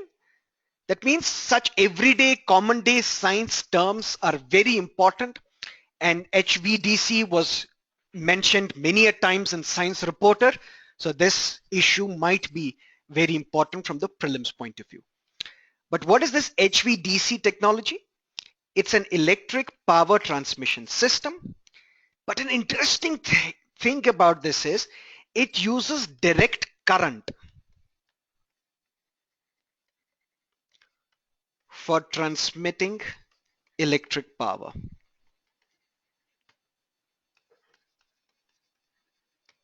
It uses direct current for transmitting electric power because the common general systems that we have, they all use alternating current, AC systems.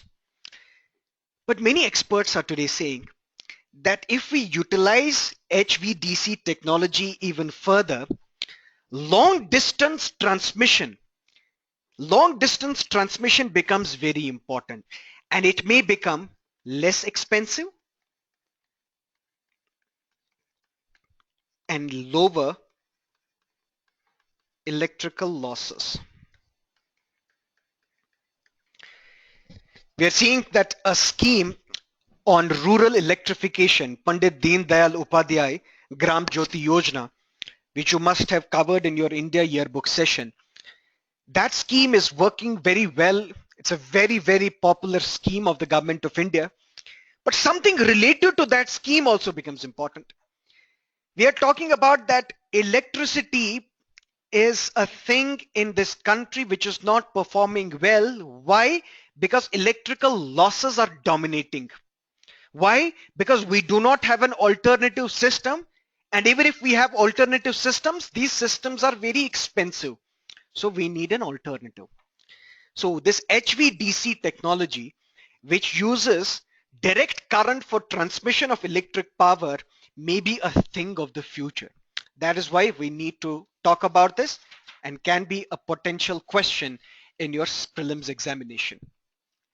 We also have the first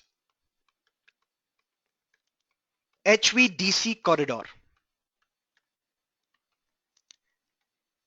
This HVDC corridor would facilitate the transfer of 24,000 megawatt for future power generation in northeastern India and Bhutan. And India's first high voltage direct current HVDC transmission line was built by state-owned Power Grid. This is the second paragraph in your notes. Please look into that. A very important statement from the prelims point of view. India has constructed its first HVDC corridor, which would facilitate transfer of 24,000 megawatt of electricity in Northeast India. So this is again a very important question. Let's look at another issue. And this issue deals with International Solar Alliance.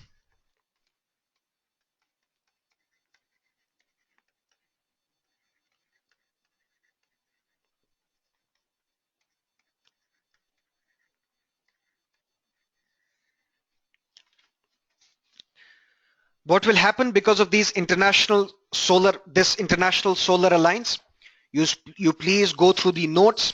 It is mentioned after the HVDC technology that we discussed and after 4th India Africa Hydrocarbons Conference.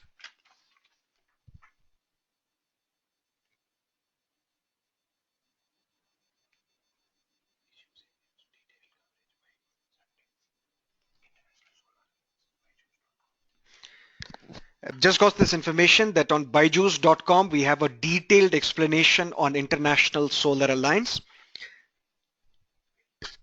Will be there on Sunday. There will be a detailed analysis of this International Solar Alliance.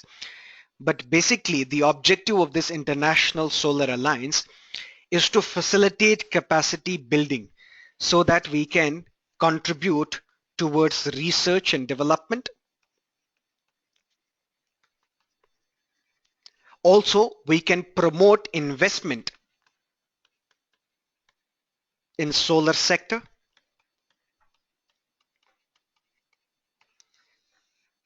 And this will also help India to meet its solar energy target, which is 100 gigawatt by 2022.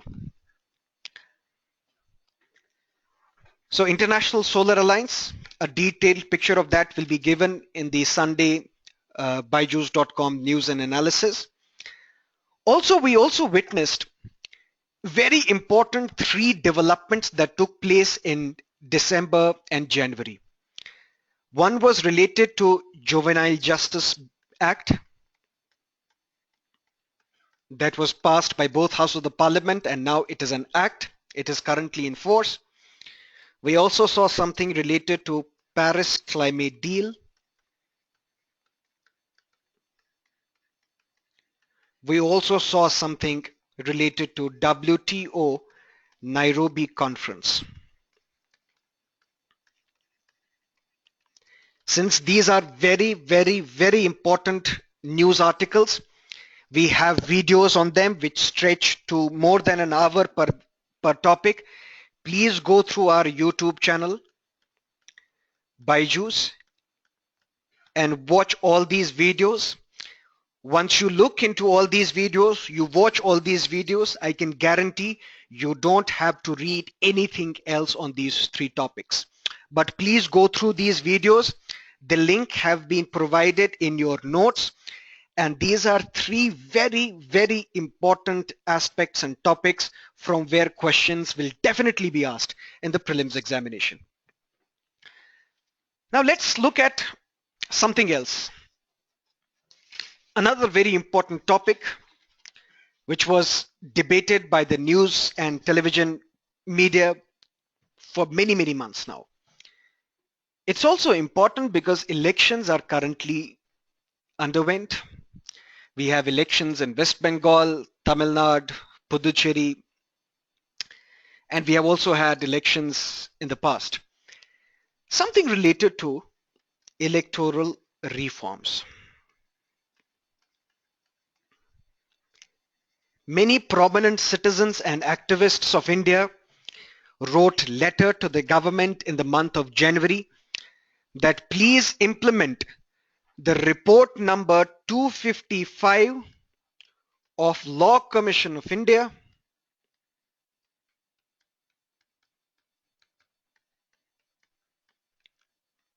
on electoral reforms.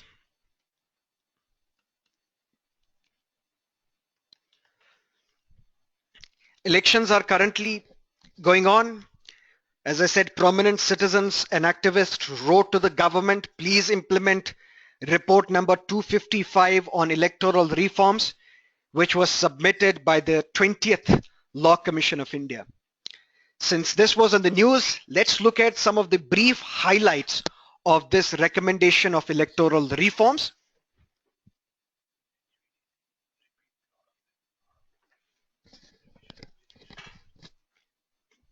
There are people who are asking for the repetition of HDVC technology. Yes, we'll do that. Let's first finish this electoral reforms topic that we will be discussing. And after that, all the questions that you have, the HDVC technology, we'll look into that as well. Reform number 1. If I want to contest election, I have to create an account, the account of electoral expenses. And this account of electoral expenses I have to submit before Election Commission. Why? Because there is a ceiling. If I am contesting for Lok Sabha election, I cannot spend more than 40 lakh rupees in my campaigning. If I'm contesting an election in Legislative Assembly election, I cannot spend greater than 16 lakh rupees. So this electoral expenses account needs to be submitted to the Election Commission. If you do not submit that, you will be disqualified. You will be disqualified for 3 years. This is currently the picture. But from which date to which date you will have to submit this electoral expense. For that, we have section 77 of Representation of the People's Act. This section 77 states that on the date of your nomination till the declaration of results, whatever you spend in this intervening period, create an account of that, submit to Election Commission. If you fail to submit that, you will be disqualified. But you tell me, for example, I'm Sonia Gandhi.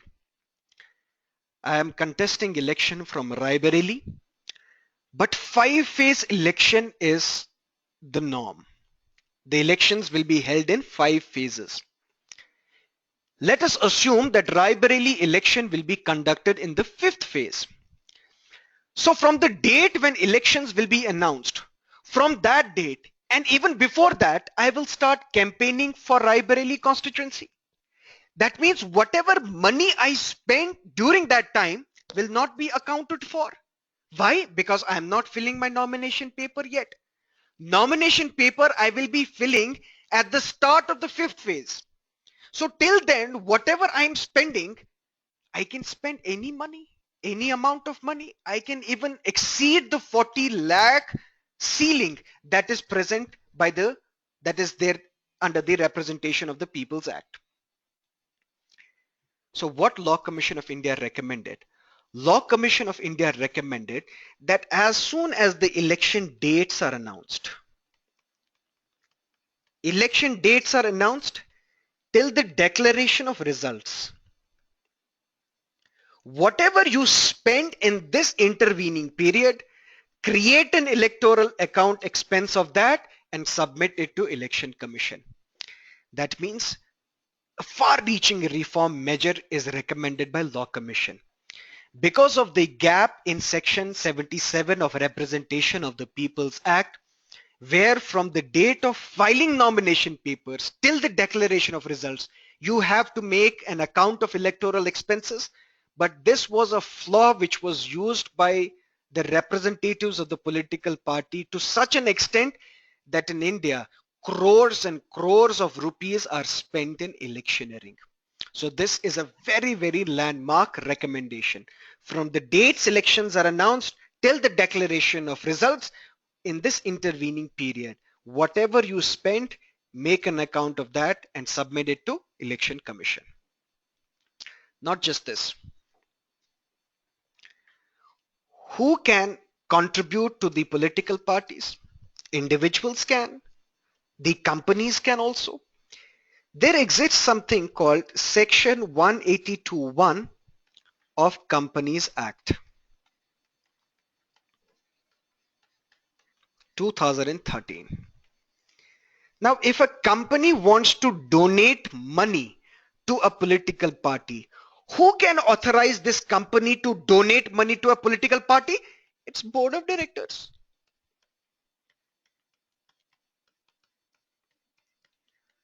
But Law Commission of India recommends that this decision to donate money to a political party should not be decided by Board of Directors, but should be decided at annual general meeting of shareholders. Very important reform measure.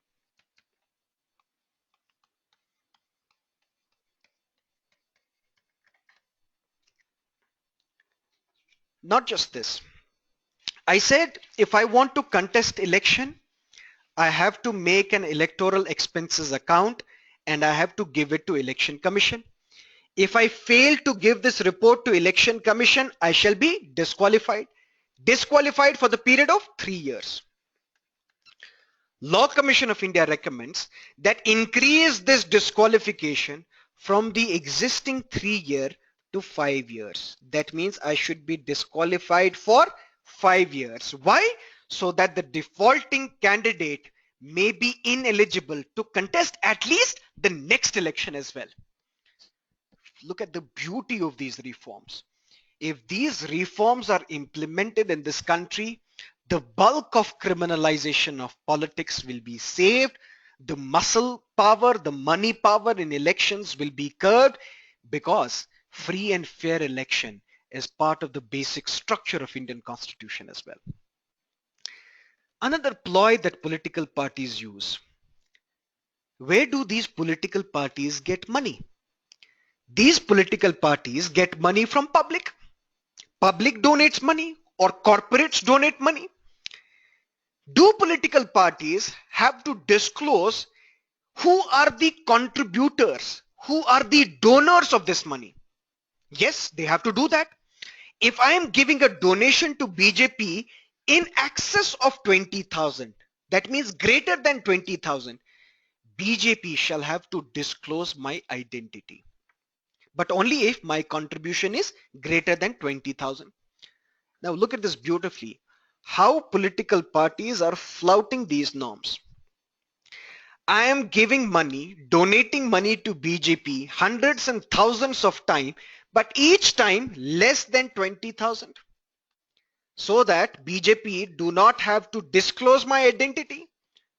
And ultimately, if we look at the amount of money that these political parties have, you donate less than 20,000 to a political party, your name will not be disclosed. And whatever money the political party will get from this is called undisclosed source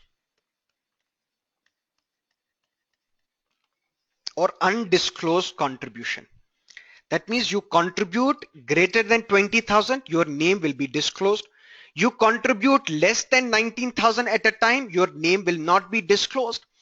And if we look at political parties, Congress political party has more than 70% of its donation coming from undisclosed source.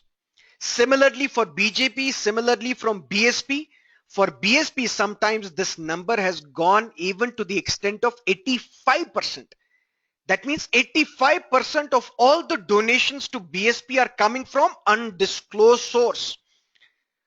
Law Commission said something needs to be done in this matter.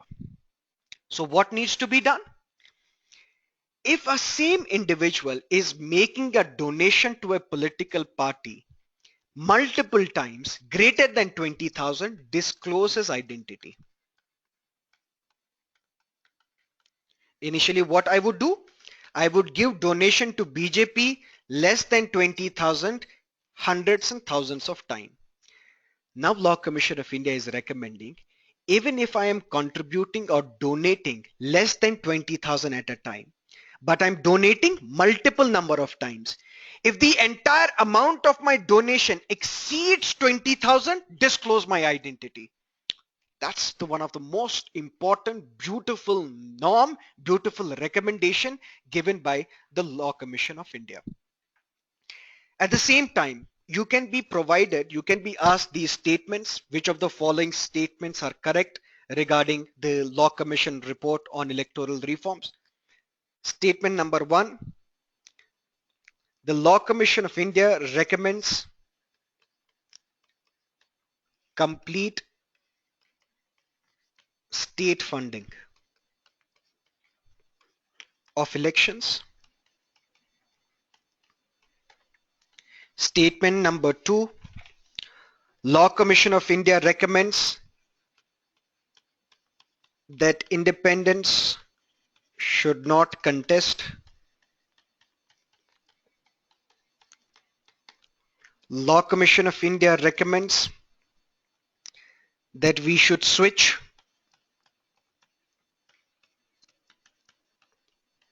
from first past the post system to proportional representation system.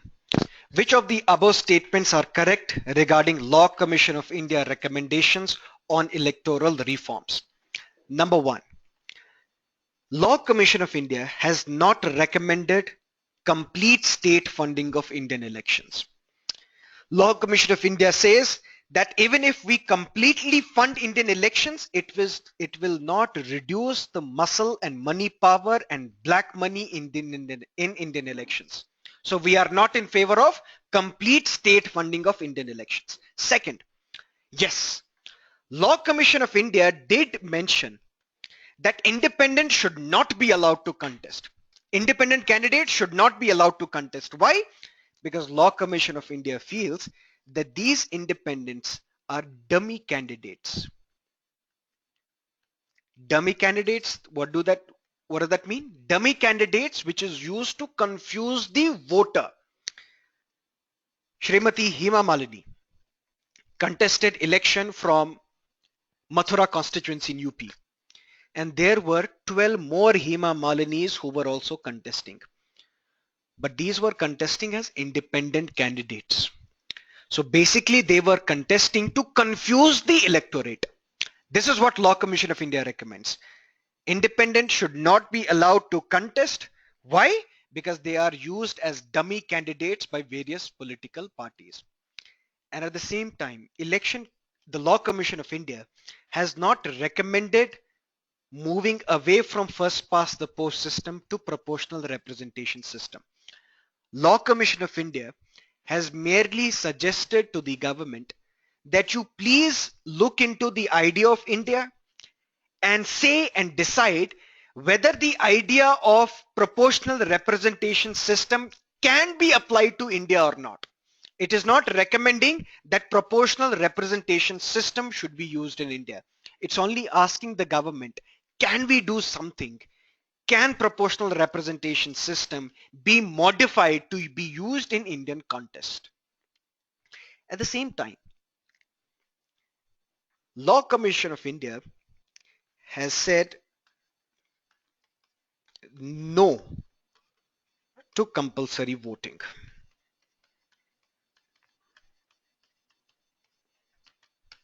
We also see that compulsory voting was in the news last year as well, because the Gujarat government passed a law which made it mandatory for every individual, every voter to vote in local panchayati elections. So compulsorily people will have to vote.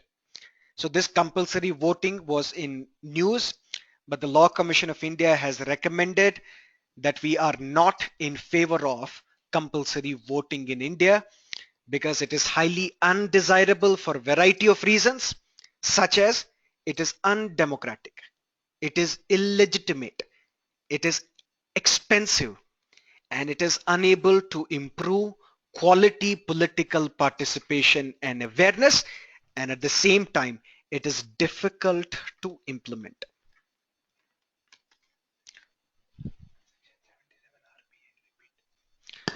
So somebody has asked for the repeat of section 77 of Representation of the People's Act. So what basically happens? If I have to contest an election, I have to spend some money. What is the amount of money that I have to spend? The amount of money for Lok Sabha is 40 lakhs. That means beyond 40 lakhs I cannot spend. But how can Election Commission of India be sure whether I have spent 40 lakhs or above 40 lakhs? For that, section 77 of Representation of the People's Act stipulates that whatever you spend, create an electoral expenses account for that. A separate account for your electoral expenses. How much money you spend for printing your manifesto, distributing your Aam Aadmi Party caps to the people. What exactly is your expenditure? So whatever you spend for elections, spend the money from this electoral expenses account, and after the election, give us the details. Fine. But from which date to which date this account is to be created? Section 77 of Representation of the People's Act states that from the date of your nomination till the date of the declaration of results, this expense should be included in electoral expenses account. But as I said, there was a flaw in this. If I'm contesting election from a constituency to which voting will take place in the last phase, but it's not necessarily that I will start campaigning only in the last phase. I will start campaigning from the first phase. or I will start campaigning even before the elections, even before the voting for the first phase. That means the money that I will be spending, from the time I was giving money to the people, from the time I was campaigning for the election, till my nomination papers, because I have to file nomination papers as well. Nomination papers are filed just before the elections to your phase. If fifth phase, my election will take place, maybe before the fourth phase of election, I will have to file the nomination papers. So till I file my nomination paper, I will also be spending money. But these will not be included in this electoral expenses account. That means I will exceed 40 lakh shield, 40 lakh ceiling that is provided by Representation of the People's Act. That means black money will be used in elections. To curb this menace of black money, the Law Commission of India recommends that not from the day your nomination papers will be filed, but from the day elections are announced, the election dates are announced by Election Commission, till the declaration of results. During this period, whatever you spend, create an electoral expense of that, submit to Election Commission of India. If you fail to submit this, you should be disqualified for 5 years, because currently the position is you will be disqualified for only 3 years.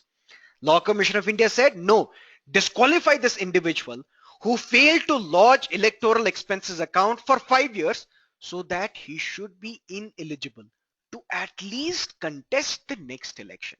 This is what Section 77 of Representation of the People's Act talks about. So in this lecture, we have covered all the important issues from December and January. There are 3 very important issues.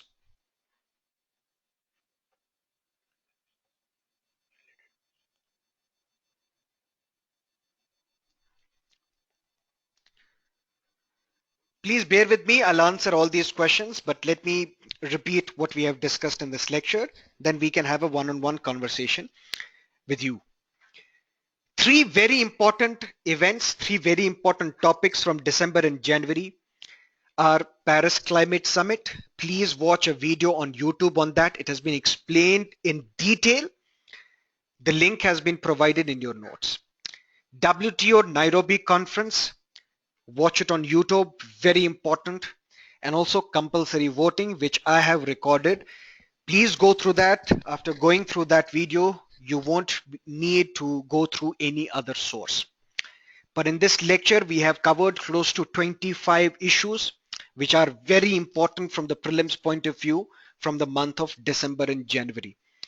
Primarily dealing with pollution, disaster management, and primarily dealing with the satellite navigation system, which is very, very important from the prelims point of view.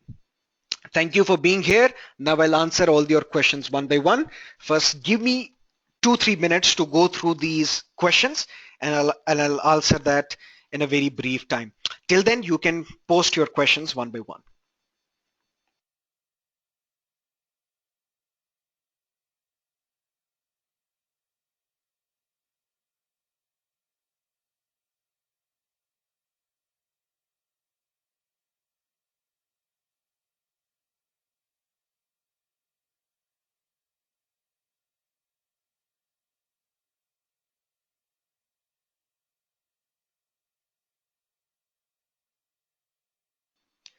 Hello. So my voice is audible. If it is not, please raise your hands. Okay. So one thing is the disqualification is for 3 years or 5 years. Currently, the position is if you fail to lodge your electoral expenses, you will be disqualified for 3 years. But Law Commission of India recommends that this individual should be disqualified for 5 years. Why? Because he should be ineligible to contest the next election also. Number one. Number two, some are asking, can you repeat the cons of compulsory voting? Miss Lakshmi Arikat. Now, what is compulsory voting basically? You're asked that you necessarily have to vote. No matter what happens, you have to vote. Now, if we go back, This position was advocated by a political scientist, Arndt Lippert. Arndt Lippert basically in the American context. Why?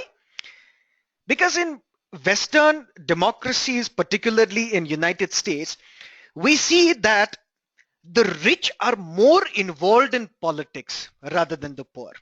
The poor have been discriminated against. The poor have no role, no scope in the electoral system. So the idea was propounded by Arnold Lippard that we should ask people to vote compulsorily. Why? Because it will increase political participation. Once it will increase political participation, it will also increase the legitimacy of the governments elected. Fine. But in India, if we look at 2014 Lok Sabha elections, there are 8 crore voters. Only 5 crore something voted and more than 3 crore did not vote. Do we have jails in this country which can support 3 crore violators? No, we don't have. So that means this compulsory voting practice cannot be implemented in this country. Not just this. If we look at the global picture, only 14 countries are there currently in this world which have compulsory voting in practice. Primarily it deals with Australia, Brazil. But if you look at Australia, there is a practice called donkey vote. Or there used to be a practice called donkey vote. Because in Australia, you have compulsory voting. You can't skip voting. In Australia, the voting percentage is always in excess of 95%. That means people cannot skip voting. But once they enter into the polling booth, what they do, they don't look at the contestants. They press the first button and then they leave. Once they press the first button and they leave, slowly and steadily people and experts realize that it leads to a practice called donkey vote. That means yes, people are voting, but because of compulsory voting, it does not increase democratic legitimacy because donkeys are getting elected. Those people who are not worthy enough of being representatives, they are getting elected. Why? Because their name is the first name in electronic voting machine.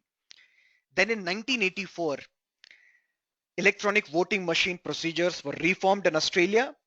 They provided for random electronic voting machine. That means randomly the names were listed in electronic voting machine to deal with this practice of donkey vote. But the idea is that compulsory voting should not be made compulsory. Why? Because voting is always a matter of choice. Someone like you may not be interested in who forms the government or who runs the government. You're simply not interested in that. That is also your choice. That's also your freedom of speech and expression. So voting should not be made compulsory because again, it is very difficult to implement. For example, Chile had compulsory voting. Austria had compulsory voting. Peru had compulsory voting, but they all have stopped enforcing compulsory voting because it's technically very difficult to implement. That is what is the question that was asked about compulsory voting. Transactions from account can only be traced. What about cash? So can you explain this question?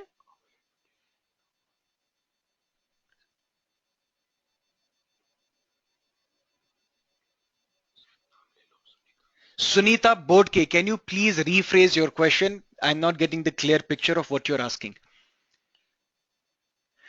Please clarify Law Commission's recommendation on first past the post and proportional representation system issue. Law Commission of India did not recommend proportional representation system. Law Commission of India merely suggested to the government, dear government, please look into proportional representation system and can it be reformed to suit as per India's needs. That is all Law Commission of India recommended to the government. It did not recommend that we should switch from first past the post system to proportional representation system. Why is it in the news? Which is the largest political party in terms of vote share in Lok Sabha? BJP close to 31%. Then comes Congress, close to 19-20%. Look at the amount of seats. BJP 282 seats, Congress 44 seats, which is the third largest party in Lok Sabha in terms of vote share. Bahujan Samajwadi Party, vote share 4.2%. How many members of BSP in Lok Sabha? 0. Next in line, All India Anna Dravidra Munatra Kazagam. Vote percentage 3.7. Number of members in Lok Sabha 37.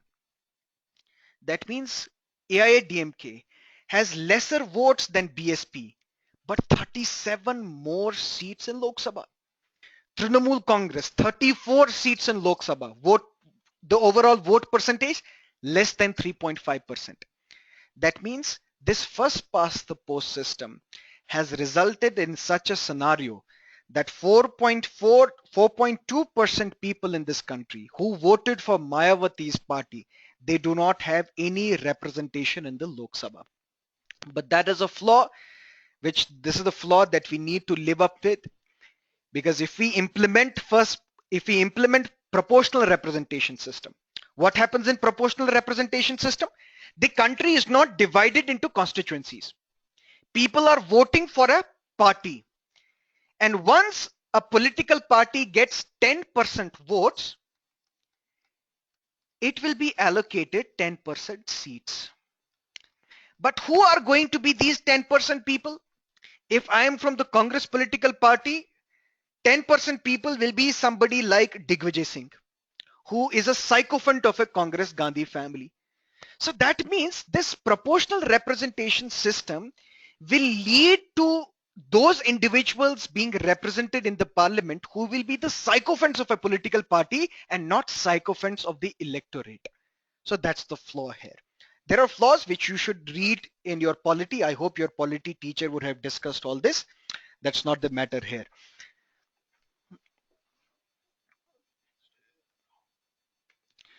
If you're late by 10 minutes as electricity was not available, that's not my problem, my dear.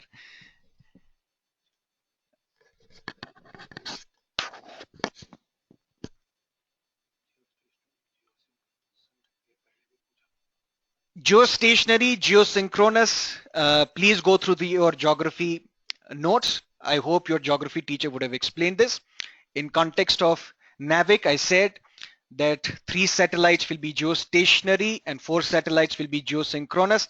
That means they will appear at the same place at the same time throughout the day. And because of this arrangement, we will see at least 4 satellites will be there, which will be continuously monitoring us. So that is the agenda of that. Is euthanasia a law now? No. The government has told the Supreme Court that we are ready to frame a law on euthanasia, but as of now, nothing has happened. You can say that this is another explanation of judicial legislation in this country, where the law is made by judiciary. The judiciary is telling euthanasia should be divided into passive euthanasia and active euthanasia. Passive euthanasia is permitted, active euthanasia is not permitted. Can I please get a list of committees important in polity and economics? Ms. Sushmita will send you by email. Don't worry about that. What to study from 2 lengthy handouts? No need to study them. You can use them as reference for your mains examination. Isn't Indian Science Congress and Vision Document 2035 important issue? I don't think so. But with NOTA in place, can't we make voting compulsory voting? What is the impact of NOTA? NOTA simply means that you are not agreeing to the candidates which are set up by various political parties. But even if there is a constituency where 1 lakh votes were polled, 59,000 votes were polled in favor of NOTA. And second candidate, Mr. Rahul Gandhi, got 10,000 votes. Who will be elected? Mr. Rahul Gandhi, because NOTA will not be counted. So that's the flaw in NOTA. So even if NOTA is there, it should not mean that we should make voting compulsory.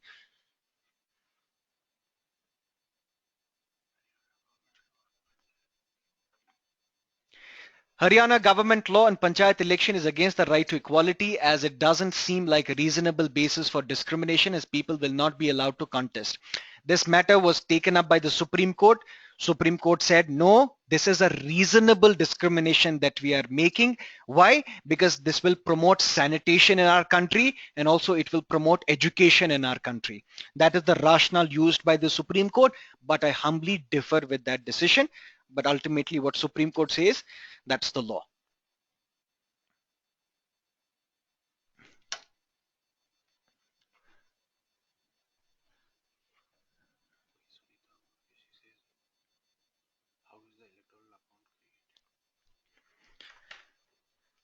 Electoral account. I have to spend money in my election campaigning. There is a ceiling on that. For parliamentary elections, 40 lakhs. For state level elections, 16 lakhs. That means I cannot exceed this 40 lakhs. That means I have to create an account, a separate account of my electoral expenses, where this money will be deposited and this money will be used for my election campaigning. That means once this account is created and then it is given to the election commission will find out what is the exact amount of money that I have spent in my electioneering. Have I exceeded 40 lakhs or not? Or is this account used for paid news? Because paid news is a criminal offense. We saw a member in Uttar Pradesh Assembly was disqualified on the basis of paid news. So whether or not this money in your electoral account was spent for valid reasons, it did not exceed 40 lakh ceiling, this matter will be investigated by Election Commission. Many audit agencies will be associated with this, and ultimately Election Commission can come to a clear picture whether or not this electoral expenses account was used for valid purpose. If it wasn't, then the individual can be disqualified for 3 years.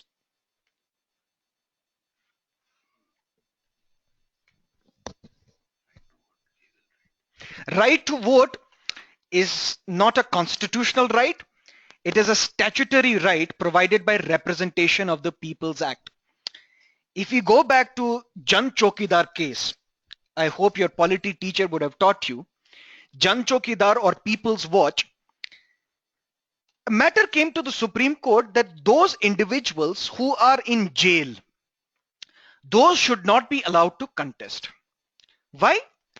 Because if these individuals are in jail, they are not electors. If they are not electors, they are not voters, and ultimately they cannot even contest elections. This was a very flawed argument. But the Supreme Court said the right to vote is not a constitutional right. It is a statutory right.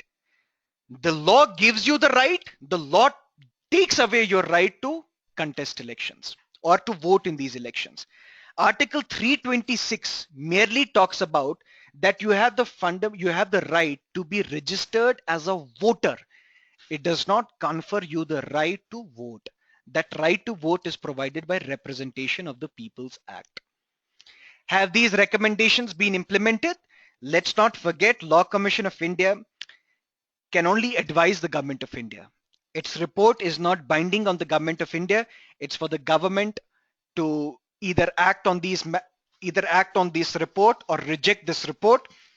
But something very important again, 21st Law Commission has been constituted by the government. This is headed by, let me write it in a new page. 21st Law Commission of India has been constituted. It is headed by a former Supreme Court judge, Balbir Singh Chauhan.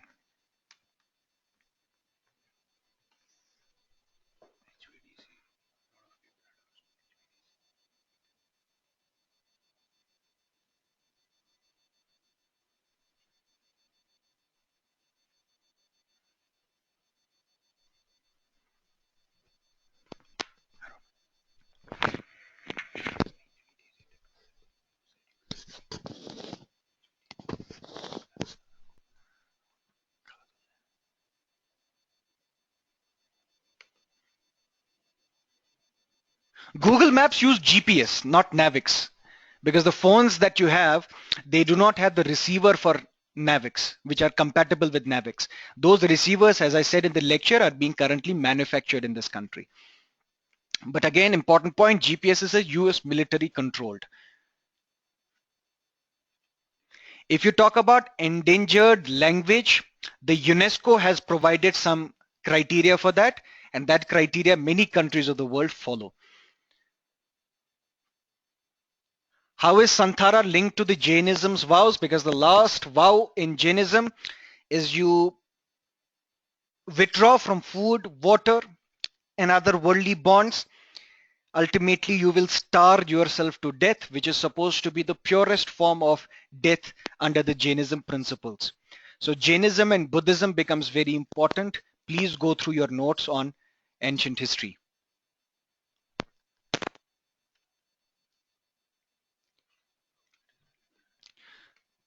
So I think all these questions have been